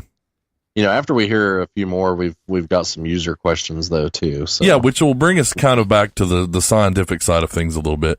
We're certainly not trying to just, this isn't Halloween, this isn't a gimmicky episode. These are things that are really coming from the region over there. And while some of them may sound silly, yeah. It's interesting to explore. I mean, it's just a difference in culture. That's it. That's mainly what it is. You know, I was told as a child that the wood booger would get me. Right. That was out. Like, how is that? I mean, that sounds ridiculous and strange, even if you do live around here. So sure, it does. Yeah, urban legends can sound strange, but sometimes there's some truth to them as well. Yeah, it's true. I have another story. This one is kind of okay. Before you move on, I just want to say how commendable it is how much Knack loved her husband to kill everybody to make sure that she could be happy with him. This is why we need a girl on the show to truly appreciate the emotion of it. No, I'm not even joking. Like, I didn't really consider that. Like, that would just kind of be annoying to me. I'm kind of with, like, what was the name? Tim Knack? Yeah. Yeah, I'm kind of with him, like, this is too much commitment. Run. No. Well, I love you so much. I'm going to kill all the neighbors. Much. Yeah. Casually off the neighbors. I'm kind of the Ray stance of the group. I'm afraid my reaction might be the worst, because when I realized what happened, I would be like, "Oh my God, you died! That's amazing! that's wow!" It's true. What powers do you have? You know. Yep. I can stretch my arm out for a line. It's true. I'm married to a Class 5 free-roaming vapor, non-repeating phantasm. I can see that. This is amazing. Let's get dark. And things may have gone better then. Well, yeah, that's true. That's true. Things might have gone a lot better then in that scenario. She wouldn't have gone on that second murder spree. Right. All right, so here's another one, kiddies. In 1999, Hong Kong was horrified to hear the details of a grisly murder that happened in a third-floor apartment in Granville Road 31. The victim was a 23-year-old nightclub hostess, Fan Man Yi, who was abducted by 3 men and held captive for more than a month. During the time of her captivity, Miss Fan was tortured merciless almost every day until she died. Her body then was chopped to pieces and disposed along with household trash. He decapitated her head, which was then sewn inside a Hello Kitty doll. And since the media are not known for their subtlety, the crime was dubbed the Hello Kitty murders by the press. For several weeks, authorities were oblivious of Miss Fan's murder until a 13-year-old girl, a girlfriend of one of the murderers, went to the police complaining that she's haunted by the ghost of a woman her boyfriend helped kill. The police just dismissed the statement of the girl, but she was persistent. Deciding that it would be less of a hassle to check the story than be berated by an angry teenager, that's the truth. They inspected the address given and were horrified with what they saw. The suspects were quickly rounded up and given life sentences, but the story did not end there. In the months following the murders, CCTV cameras of nearby establishments capture images of a female form lurking in the shadows. Reports of eerie sounds and ghostly flames abound. Due to the ghostly haunting, the tenants moved out and no one else seemed interested to move in. The owner of the building was forced to close it down and demolish it in 2012. Wow. Yeah, so there's coming from this could happen to that happened, you know. Wow, that's quite the leap. Yeah. That's horrible. Yeah, that's terrible. but it's part of our tour around Asia, unfortunately. Yeah. I'm looking at a picture, and it's probably not the real one, but there's this Hello Kitty doll that is obviously, maybe 20, 30 years old, it looks like. Yeah. And it looks, I don't know, it looks like it could be connected. I don't like the looks of it. Yeah, I don't like the looks of it. Good feeling from that one. Yeah, that's it. Do you have any more stories, or am I just reading mine? That was all the stories I took down. Okay, all right. Because I had a bunch, and I didn't really know how many I would read. Would anyone like to go to the Philippines real fast? Sure. Yeah, let's have one from there. All right. In one of the cemeteries in Malabon, Philippines, a statue atop a tomb has been the center of national attention for decades, and is a source of a creepy urban legend that has terrified adults and youngsters alike. Don Simeon, who died in 1934, personally had the statue made by an artisan before his death and instructed his children to put it on his tomb. The statue depicts Satan triumphant over St. Michael the Archangel. What makes the whole thing even creepier is the stone tablet right beside the statue, which contains a dialogue between Satan and St. Michael, where Satan proclaims dominion over the world and mankind. For such a deeply Christian country, the very thought of Satan triumphant and that someone even had the gall to make a statue of it was too much. Thus it spawned many stories that were passed around over the years. The elderly folks living near the cemetery swear that the statue placed by Don Simeon was just a small thing to begin with, but I get a sneeze. I was going to mute it, and then I thought, what's the point? It's a bless sneeze. You. Thank you. Yeah, reading this story, I need to bless you. Thank you. All right, so this is said to be the... okay. At night, the statue of the devil is said to come alive and haunt anyone who loiters around the cemetery. This is said to be the reason why the statue was subsequently encased in an iron cage, to protect the people from its devilish antics. Now, this is for real, so... A documentary done by a national TV station about the statue and its owner has shed some light on the legend. As it turns out, the statue appeared to grow because the original statue was destroyed by vandals and was replaced by a bigger one. Despite the efforts of the Bernardo family to dispel the rumors, many folks still believe the legend. After all, a good story is always worth believing over some dreary truth. And I think that sort of is the case when you're talking about the paranormal. This back up. I'll pull this back up. I think you skipped a part because it says the elderly folks living near the cemetery swear the statue placed there was a small thing, but it kept growing every year. Yeah, I read half, sneezed, and then moved on, Yeah, I guess. I think your sneeze threw you off, but I wanted to put that in there because that's why it says at the end. That's why it seemed like the statue grew. But the older folks believe that it did. I don't know if anybody kind of took this train of thought with it, but do we have an example of a gargoyle here? Ooh. Right. I guess that's fair to say. It's Batman or a gargoyle. It has to be. Sitting atop. Batman. I don't know much of the lore behind gargoyles or anything. That's maybe something I could do some research on, but there are certainly believers out there. There sure are, yeah. That's something we should definitely research and talk about. Mysterious growing statue is certainly interesting. Yeah.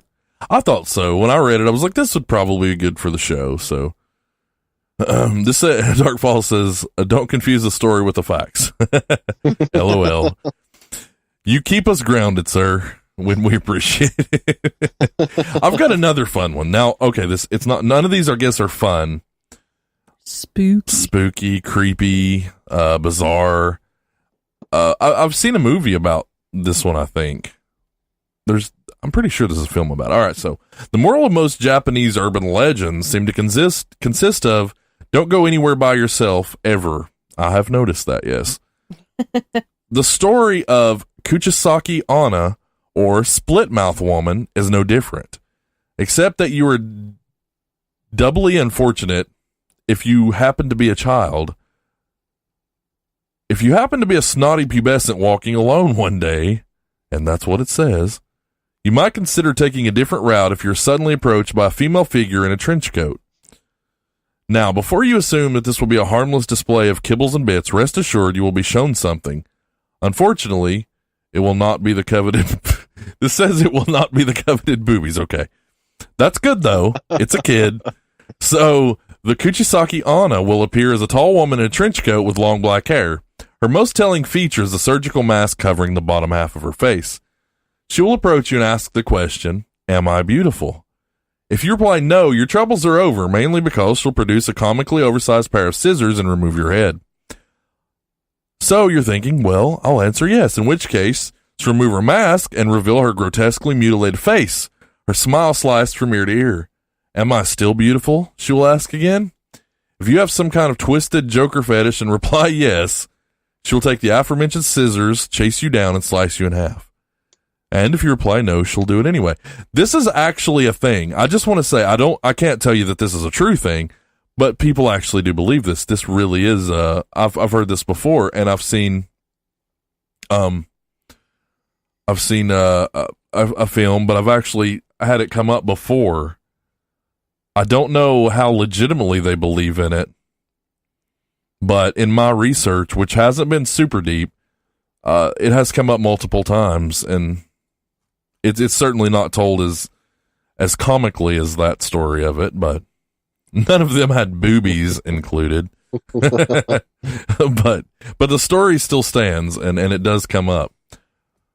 Go ahead, Megan. She's looking over at me like she's going to say something. Go ahead. No, go ahead. I'm sorry. No, you're fine, really. Well, I had a story, but if you're still... No, I'm done with that. It's, Dark Falls says, the gargoyles are placed on building as protectors. They sure are.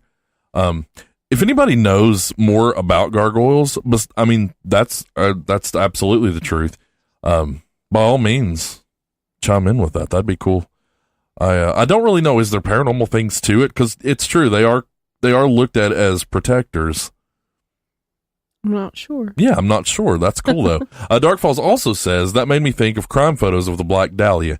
That's what I thought of as well. Yeah. So, yeah, that's all I've got for that one. I can't give you anything scientific on it. Again, we're exploring lore and things and legends, tonight. So a lot of these things I won't have science for. So please excuse that. Next week, I'm sure we'll get back to scientific things. Anyway, Megan, go ahead. Well, I wanted to tell you a little story about a turtle monster in Japan called the kappa. The kappa, yeah. Okay, know so all about that. Listen at him; he knows all about that. Well, I'm not Have sure your if you know. cucumbers ready. Well, this little story, it tells me. Okay, let me just read it to you. So they live in the rivers and waterways of Japan. It's bigger than a turtle, but it has a turtle shell, or maybe scaly skin like a fish, or sometimes fur. It says the kappa are able to walk upright like a human, and it always has a depression in its skull where it keeps water, which is the source of its power. The kappa come out of the water to enchant children and lure them into the river where they can eat them. This story is often told to children to scare them from getting too close to the water. And there's a picture that goes along with it that shows a good fart will repel them. What? And I'm going to show you this picture because there's this little man with butt pulled out farting at this turtle monster. There's an illustration of that, and if my daughter is listening, she is probably giggling right now. It's more than just an illustration. It's an old wood block print like that they used to make. It does. I just thought it was great. Somebody spent more than 5 minutes on that. Yeah. And no, it's that in itself. That in and of itself is paranormal, right? No, wait. Tell us about the cucumbers, Ryan. I told Megan the other day, cucumbers make you fart. This just proves it, so. No, I've always heard that the version of the kappa story is pretty much the same, that it's an urban legend to keep kids from trying to go into a body of water by themselves, or, if they're really young, to keep them from going too close to the water. Mm-hmm. But I've heard that it was discovered that the kappa really loves cucumbers. And so if you are placed under its spell and lured into the water, if you keep cucumbers on you, then you can make a bargain for your life that they will exchange the cucumber rather than consuming a human. That is a human. I would be screwed because I don't like cucumbers. I would be done for. Just grow some. I'd be like, you don't have to like them. I'd be like, you want some Reese cups? I have some of those on me. So maybe he's into that too. Can I tell you some more? Walking along the river in Japan, keep a cucumber in your pocket. That reminds me of an Allman Brothers song. All right, go ahead, Megan. Yeah, you can tell us more. So I have another little story about, it's Japanese legend. The Namahage, which are the Japanese ogres who once terrorized the countryside if they weren't placated. Okay. You had it. They wanted bribes of food and once a year a young woman. And the legend survives in a ritual that takes place in Japan on New Year's Eve where people dress up in masks as the Namahage go door to door threatening the lazy and scaring children into hard work and good behavior. This is not trick-or-treating. This is No, but it is the classic ogre look from Japan. I think it was pretty neat. I thought we had to share it. It's like reverse trick-or-treating. Yeah. Like, you let get me up off in your right butt. now. Quit eating candy. Yeah, they're going to come in and they're going to get you in shape. It's like Tony Little. They're going to come get you fit. Get percusizing. All right. Is that all that story? Because that's weird. Yeah, it's not so much stories. They're just talking about Asian monsters, I guess. Legends of those. Wow. I've learned a lot tonight, I just want to say. I didn't know about a lot of this. I did some pre-show stuff for a change, and I read some of the things that I had, but I didn't know there was monsters you could fart away. And yeah. I just found another one. Can I talk about it? Sure you can. Let's go back to the Philippines, because they're creepy. Yeah, they are. So this is the... No. Wait a minute now. That's not fair to say. Yeah, that was kind of rude. I'm sorry, Philippines. She didn't mean it like that.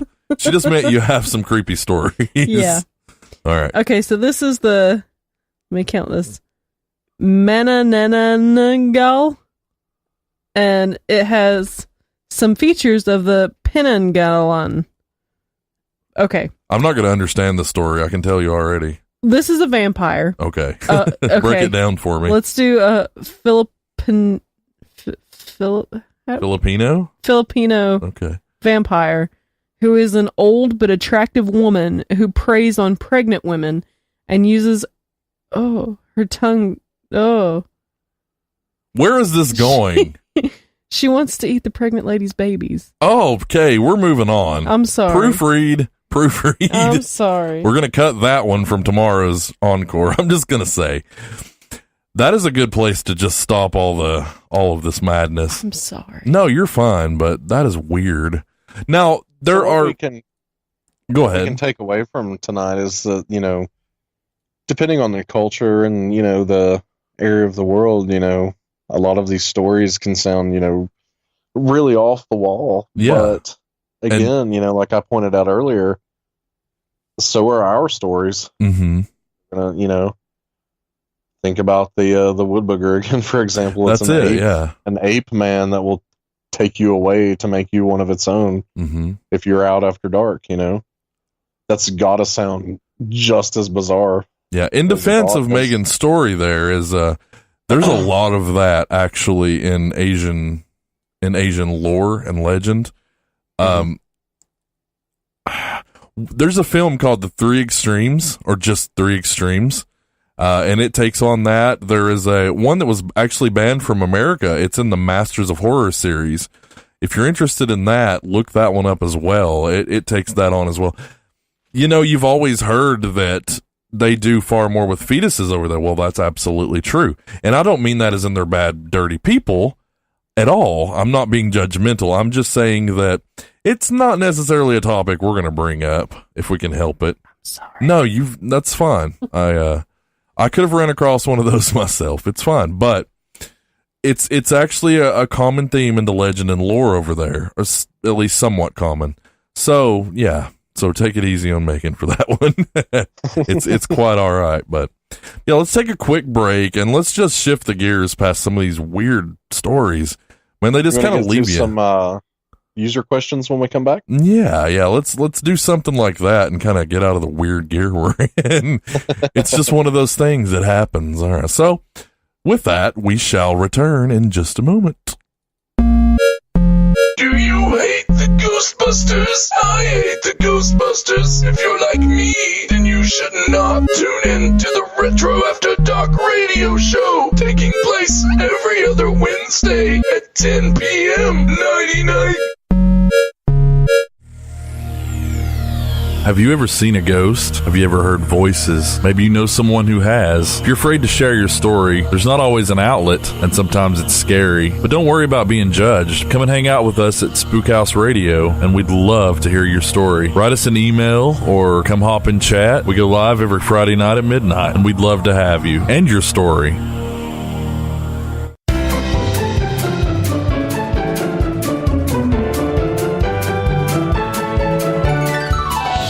House Radio.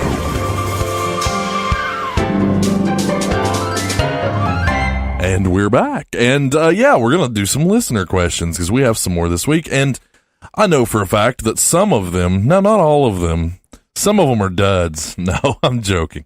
We've got some really good ones this week, like really, really good ones. They're always good, but you know what I'm saying. And I wanted to read, if we have time, a few Ouija board stories. Ouija? For those who don't like Ouija, I usually say Ouija, but then I find other people say Ouija, and then I just don't really know what to say. So I've got a few stories of that I'd like to do, and you know, where in the past couple of weeks I've done the morgue stories, I'd like to share a couple of Ouija stories. But let's first do listener questions. Megan, would you like to take the first one? Sure. Okay, so I wanted to write you guys about the Bigfoot. I just listened to the Bigfoot 911 show, and it was much different than I expected. I thought it'd try to sell me on something, but it didn't. John was great. You all had a very down-to-earth dialogue that should be considered reasonable to either side. I'm curious to hear from his dad in the future. My question is, do you think that if Bigfoot turns out to be a more natural animal, will it hurt the field? Would finding out Bigfoot isn't really an almost mythical creature, but yet a real one, hurt the Mothman, for example? And this comes from Sandra. Well, that's a really great question. When I saw it, I was like, this one's going in right now, because that is a really good question. And thank you, by the way. Yeah, John was a great guy, and he was very down to earth. Yeah, so, well, what do you think about Sandra's question? Well, I don't think it would hurt it. I think, honestly, it would be like, let's dig harder to find the truth, you know? If it turns out that it's a bird, it's a bird. That's fine, but I don't, you know, I think it might hurt a few feelings. Just like, oh, my whole life I've wanted Bigfoot to be, you know, something magical, and maybe it's not, or maybe it is. Certainly not deciding that, you know. Yeah, I agree on that. It's the only thing it's really going to hurt is the people that kind of elevate Bigfoot to the status of a unicorn or Mothman. But yeah, I agree with that for sure. As we've discussed in the past, you know, there have been creatures that were known as cryptids for years, decades, mm-hmm. and were suddenly found to be real. You know, you look at the colossal squid, and I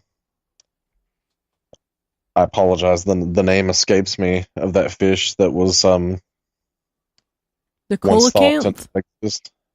Yeah, I think maybe that's it.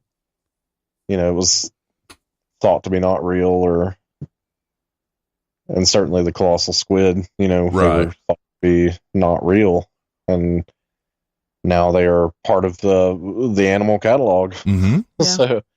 Yeah. So I don't think that really had much of an effect on the search for Bigfoot. Right. I don't think that it would negatively impact the search.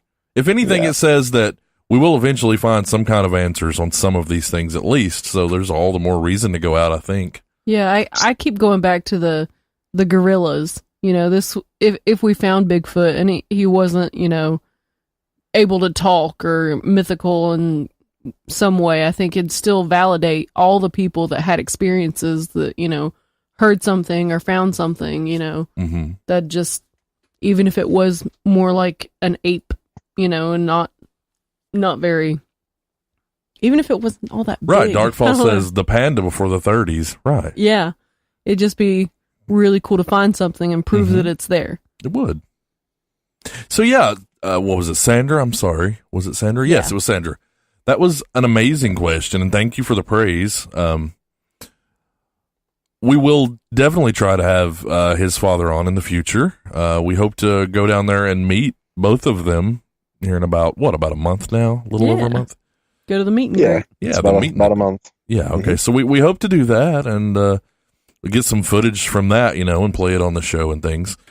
But yeah, we don't necessarily think, or I don't, and I think it's the general census here, that we don't really think it would hurt anything.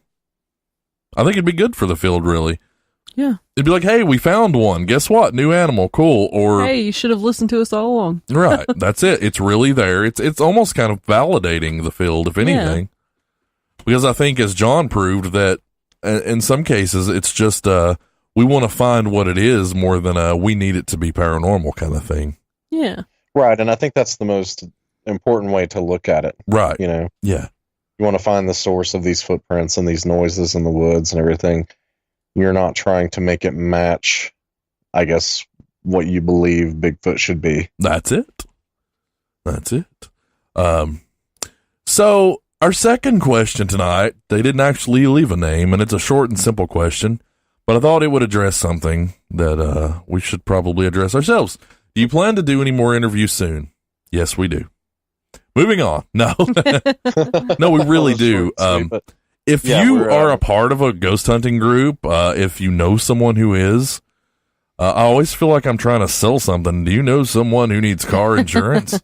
But no, if you're a part of a ghost hunting group, or know someone who is, or you hunt UFOs, or I don't know, even if there's something that you're interested in the field that you'd like us to talk about, you know, sure, you know somebody that. Yeah, I was going to mention, you know, even if you have a compelling story yourself, if you've seen a UFO, you know, or be our guest. had your own.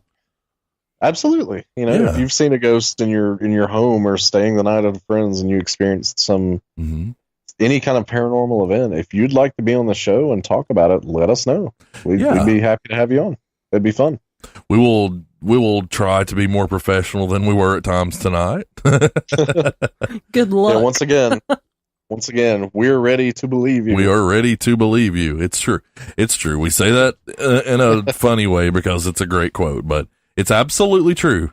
We plan to do lots of interviews, and it doesn't have to be someone from a dedicated group. It doesn't have to be whatever, a celebrity or whatever. You're all equal in our book, and we hope that, you know, you feel like you can come on and tell your story. And if you want to come on and tell your story and not tell a soul who you are, we will protect your identity. Come tell your story. Use a voice changer on your iPhone. You're welcome to come tell your story. We can handle that for you on our end as well. We absolutely can. Yeah. Don't feel like Dark Falls. Feel like you're says Ghostbusters. You got it, sir. That's it. But yeah, absolutely. Whoever you are, anonymous, we plan to do lots. And if you've got a story, we'll even interview you, sir, or madam. All right. Now, when I was a kid, I remember feeling like E.T. in movies like Explorers might have it right. As I've grown up, I still sort of feel that way. I hope the Alien franchise isn't what's out there. Putting all the theories aside, in your gut, do you think aliens are more likely to be friendly and misunderstood, or up to no good when they visit us? Is it purely scientific to them, or are they plotting their time?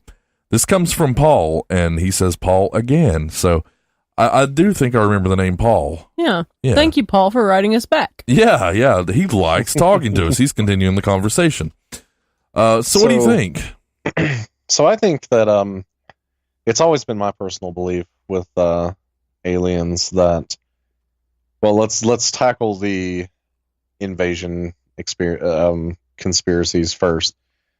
If, you know, once again, as we stated in the past, that if your society has the technology and the capability to easily traverse the cosmos, you know, or the multiverse, you know, just try to wrap your head around that.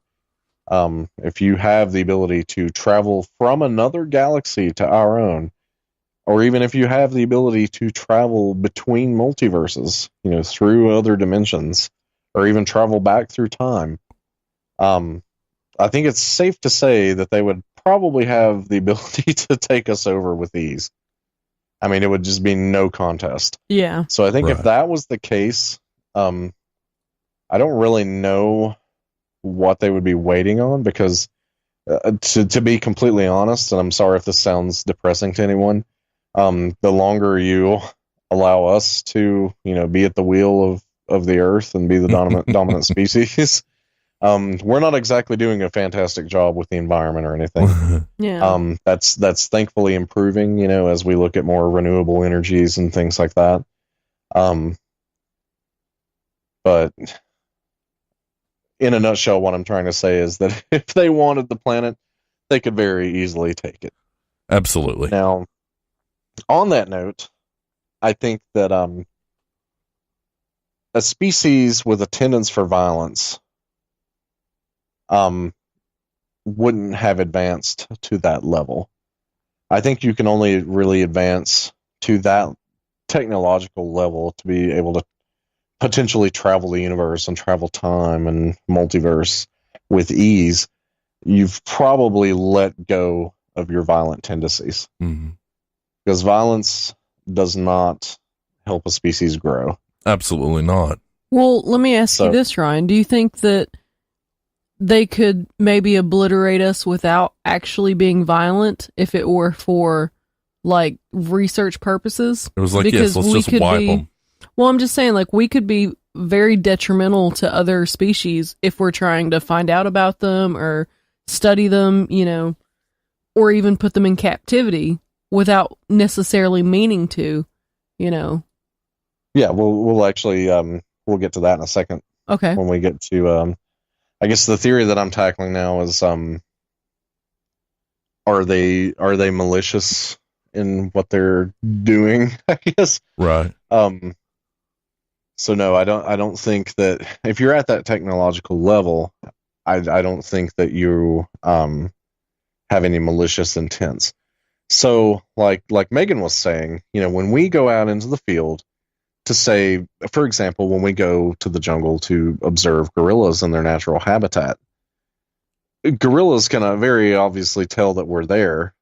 You know, they can see the flashes of our cameras. They can see us lurking amongst the bushes, you know, right, filming them.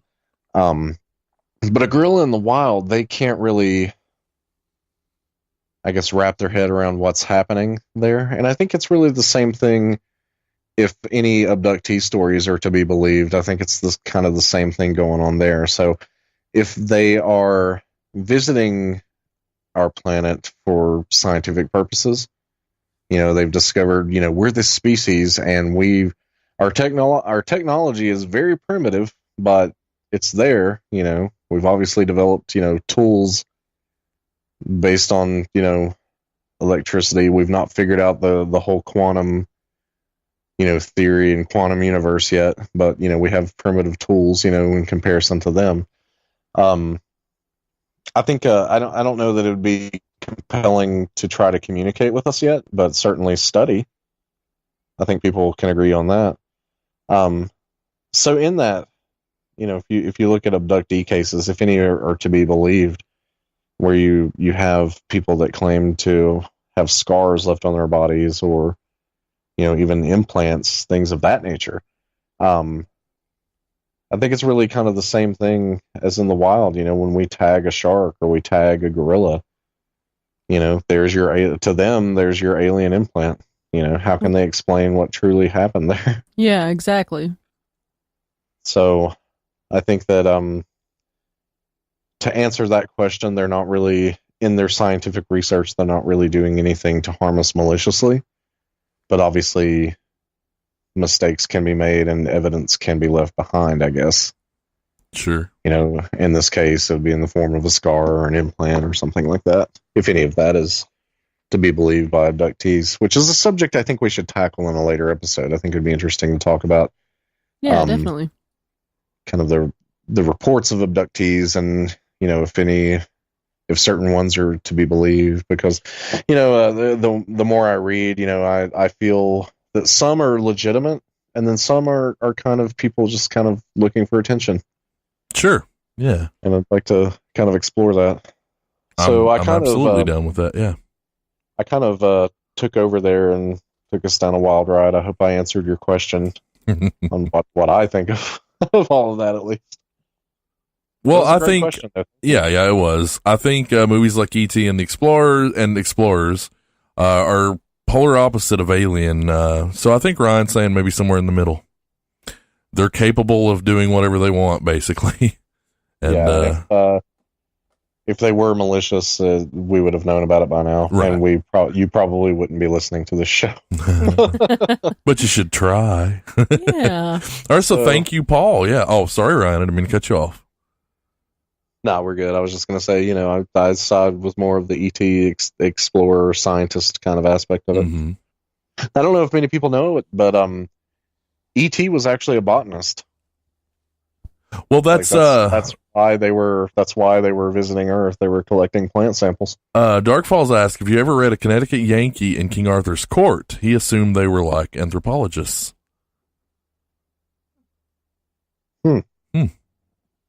I have not read that, for the record. I've seen a kid in King Arthur's Court. Does that count? Dark Sure Falls? it does. I think that's about the same thing. It's a movie. Isn't that the prequel? But no, I have not read that, so that's a really interesting thought. Okay. This is a big one. I guess they all kind of have been, really. Yeah. We try to treat them all as fully fleshed out, topics. What do you guys think about the physicist Brian Cox's statement that he has disproven the existence of ghosts using the Large Hadron Collider? This comes from Justin.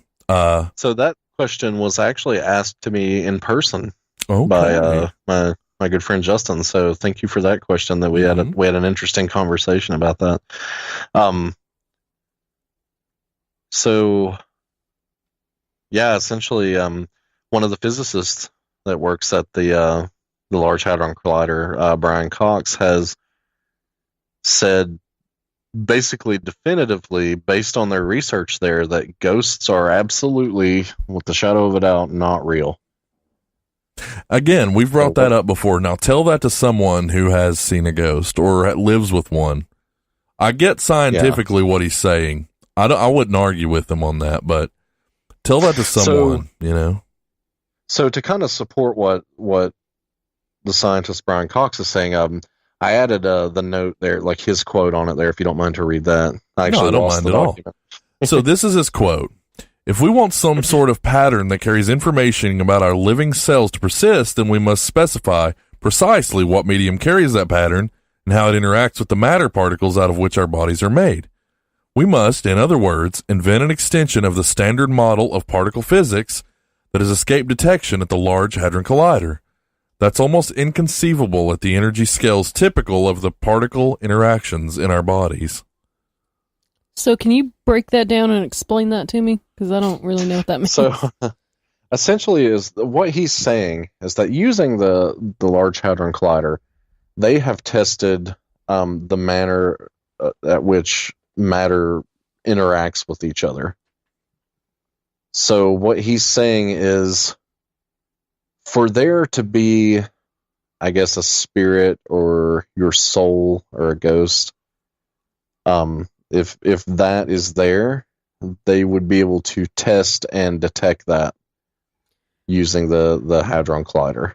Now, I have to ask a question. We can't even prove where the consciousness or the spirit is within our own bodies, whether that comes from the heart or from your mind. How can he say outside of your body, where could that be? Because we don't even know where it's at inside. Right, because what is life? Essentially, he's saying life can't exist because we are life, we are alive, and he's essentially trying to say that we're not that kind of alive, and that just literally almost seems like a conundrum that makes zero sense or something. It's like, that doesn't make any sense. Right. Well, he's saying that if the soul is there, it would be detectable in some manner. That the energy would be visible in some measurable pattern that could be seen and recorded. Right. So I guess his statement, in a nutshell, and I guess in layman's terms, is that since we cannot see the spirit or the soul, and it can't be actively measured, we must assume that it's not really there, that human life and whatever's driving our flesh bodies, I guess, is purely chemical in nature. Right. that everything is. I think scientifically that's where he has to land on it. And I get that because science is what? The study of what we can see, touch, feel, it's the things we know. And that's science, but there's a lot of things outside of science that we absolutely don't understand. Absolutely, and I totally agree with that. I think the problem I have in his statement is that he's so absolute about that result. That's it. There's nothing absolute. I would feel better about that statement if he says, if you worded it like, based on the research that is possible. Yeah. With the Hadron Collider, I can't prove that there is a soul, attached to our physical form. That's detectable in the manner that we know and at the level of technology that we're on now. That's like saying, based on the number of Legos I have, I can build a cabin, but I can't build a whole city. I have this, and that's all that I can make of it. But it's leaving out what you could do potentially if you had a lot more. And I think that's my problem as well. I think that's a great analogy, actually. Well, thank you. That's like saying, this is it. This is all I have to work with, and not considering that there are more Legos for sale at the store. Right. Scientifically, you understand this is what he has to work with. You understand the tool he's using, and that's all that he can consider. But to say it like you said, so matter-of-factly, this is it. That's scientifically maybe, but overall, you can't do that. I feel like that's what bothers me about a lot of statements when it comes to spirituality. I'm not the most spiritual person you could meet out there. I'm certainly not, as religious as I should be, I guess. But when famous physicists like Bill Nye or Neil deGrasse Tyson, when they just say absolute without a shadow of a doubt, there is no soul, there is no spirit, ghosts are not real. Matter of fact, that's it, case closed. That kind of bothers me, and I feel like it goes against scientific theory. I agree. Because as you said, people have experienced things, and they've seen things, and they saw something. Right, myself included. Yeah. Bill Nye was not there with me to tell me what it was. And I'd like to point out, he's talking about the matter particles. That's something that ghosts don't necessarily have. Like, you can't measure that if it's not there. Right. That's the thing. He's got this scale that's measuring something that his scale can't measure, is what I feel like, sort of. Right. And look at one of the biggest unanswered questions in physics today. What is the dark matter of the universe? Right. Yeah, that's a big what is one. the Use your deep voice for that one. Is it simply the absence of light, or is there an energy, something beyond gravity that's holding the universe together? See, that's something beyond the Higgs boson. They can't tell you that. Mm-hmm. What is dark matter? It isn't even real. We don't even know. It's all theory at this point. So how can you by the way that they have, I guess, dismissed the spirit and ghosts, I can also say, I can turn that around and say, there is no dark matter. All that you're seeing is the absence of light. Right. That's it. The case closed. You absolutely can. And again, I feel like this is because the fact that we look at the sky and we see the blackness, and we can measure. We've experienced. We've not really experienced. We've seen evidence of, gravity anomalies and black holes and things. Well, people have seen ghosts as well. Mm-hmm. Yeah, people have had very compelling experiences. To me, that's just as solid as a photograph of a black hole that, for all we know, existed millions of years ago. Yeah, that's it. I would again like to comment, that it's the attitude behind his statement that makes my defenses flare up, and it makes me angry that you just. I feel like it's a dismiss that. scientific stance. I don't necessarily feel like he's saying you're all crazy. I think he's saying today, with what I have, this is the truth. Tomorrow, if I have more clay, I'll build a bigger castle But or he's more saying Legos. it's inconceivable. Yeah, he is. You're right. I mean, I just think guess it's all in sometimes his scientists history. look within the scope of what they have, Yeah. and they just won't consider more because they can't. Scientifically, you can't. With math, if you don't have the extra change, you can't do anything with the extra change. Yeah, I guess. And That's the all I'm last thinking. The last statement I have on it is, at one point, the Earth was flat.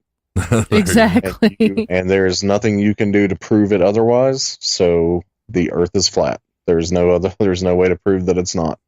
Therefore, it is. No, wait. There are still groups that believe that the Earth is flat. Oh my gosh! Yes. Let's not even go there. That's infuriating. You started this war. I want to say, sorry, I Dark want to say Falls. that's Go ahead. not what I was saying. I was quoting Oh, I understand. scientists of Yeah, that were Ryan so believes sure the Earth is flat. you can't disprove it to Ryan. I've got that soundbite now, and I'm going to play it every show. But no, Dark Falls says, and this is referring back to the aliens, that the book, A Connecticut Yankee in King Arthur's Court. Now, I like this. He said it's about a man that goes to Arthur's court and sort of takes over by forcing modern ideas. Oh, Yeah, that's kind of neat. I like that idea. that sounds It's like interesting. how the kid in King Arthur's court introduced roller skates, right? Are we doing that again? I'm sorry, that's We're all I doing that. got. We're doing that. No, it's all right. We need to lighten up Maybe the a mood. kid in King Arthur's court wasn't that original of an idea anyway. No, I'm sure it was probably based on that book, but targeted at kids. That's it. I want to apologize, folks, that we have ran over actually a little bit tonight. It was fun to get back to the sciencey stuff, and I think we've all kind of exploded into it. Like, ooh, we have facts Yeah, I for think we these got, things.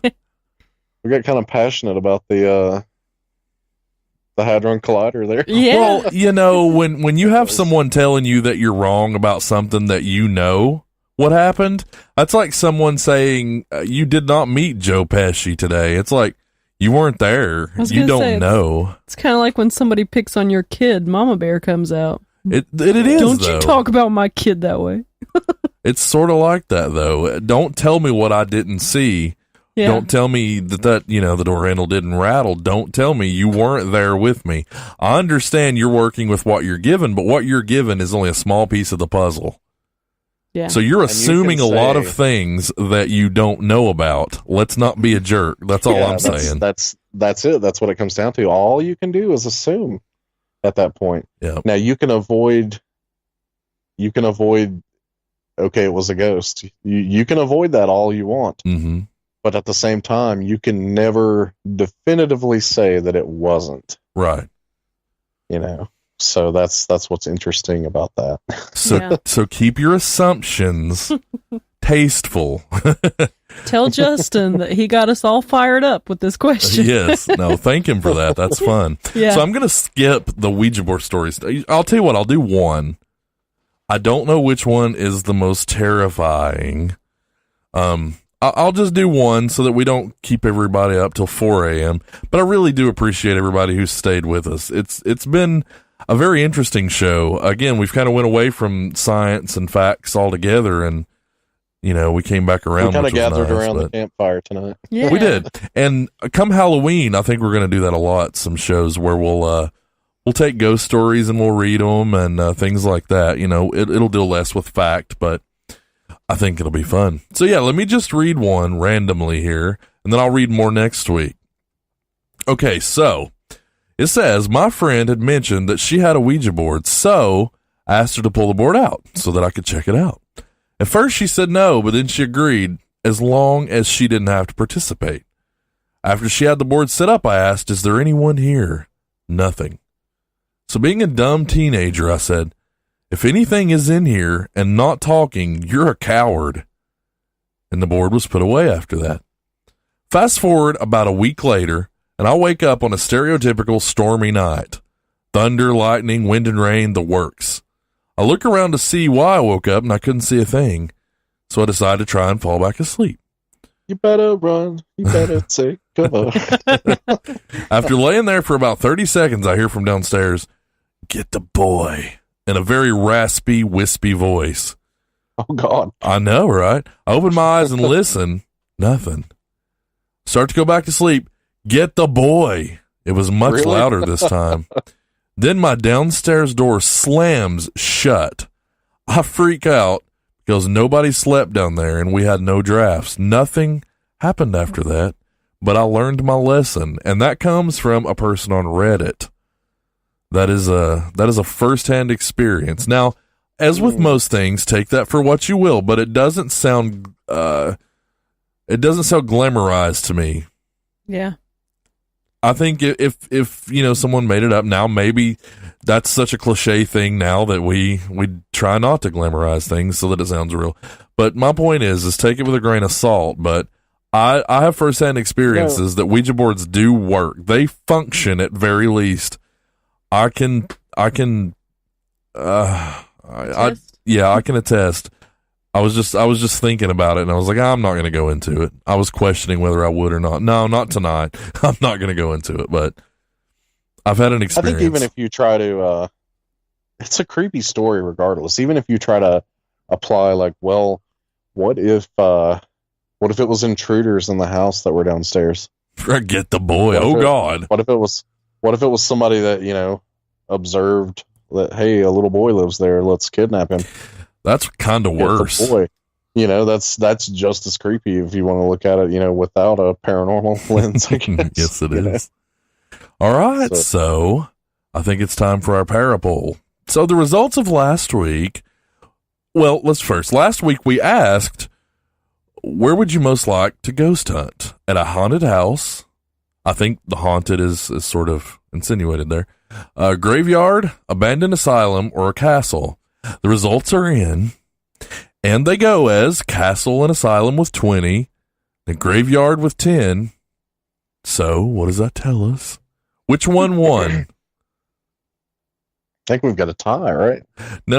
Now you didn't read the result. I didn't read the 50%. I was just leaving the math to the sciencey types here. Castle and asylum with 20 each, and a graveyard at 10. So everybody went for the house. Yes. I was trying to do it fun, and it just turned out ridiculous. So, yes, half the people who voted said, let's go to a house. And that's probably the most personal, scary experience, honestly. Mm-hmm. Mine have been in houses, and it's very scary. You can certainly run away, but you have to go back in there and go to sleep eventually. Right. You don't in a graveyard, a castle, or an asylum. So there you go. So the house won out in that one.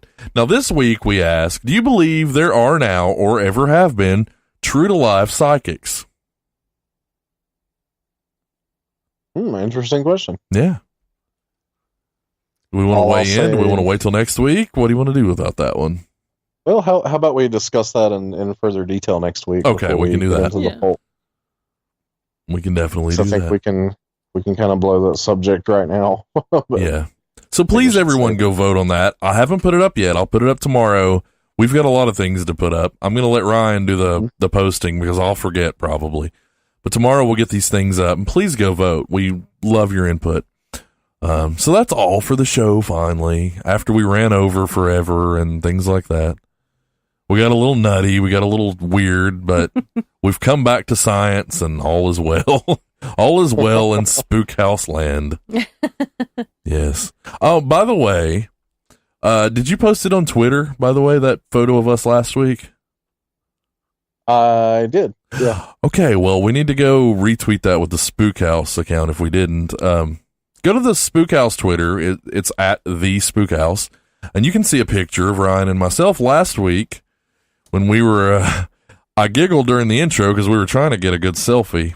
I'm not keen on selfies, but there we were trying to get one while we were starting the show. So hop over there on Twitter and check that out. Just do that. It'll be fun. And as always, head to midnightspookhouse.com. Again, Twitter is at the Spook House, and Facebook, the Midnight Spook House. And you can get in touch with us any of those venues. And we got a show Wednesday. I'll podcast on your grave, which is horror. And tomorrow night we'll do an encore of this. We're going to run that at 9 or 8. We've kind of been undecided. What do you think, Ryan? Oh, let's give 8 a shot, see what happens. All right, we're going to get crazy and get it a little early. So tomorrow night at 8 o'clock, come back and hang out with us and bring your friends and all that good stuff, and we'll replay this show. One more time, real quick, I'm going to play this PSA about this very important thing that's going on in the world of the internet. So we'll be right back, and then we'll wrap up. We're sorry, bandwidth limit exceeded. To continue surfing, please call now and upgrade your package. You know, we joke a lot, but the sad truth is you could hear this message very soon. Once again, your freedom is at risk. Big internet ISPs and the government are trying to take away more of your rights than usual. But you can do something about it. That's right. It's super easy to do. Both of us went to battleforthenet.com today, and we made our voices heard. Battleforthenet.com has everything you need to know about the net neutrality movement, and it has everything. We're sorry, your internet provider has deemed this content unsuitable for viewing in your area. Go to battleforthenet.com. Please make your voice heard. Make a difference. You very much can make a difference, and you very much can make your voice heard. It's very, very important. Right now is the time to do it, because once that freedom slips away, it's unlikely we'll get it back. And that's just the reality of it. So shows like this could all but disappear. Absolutely. Yeah.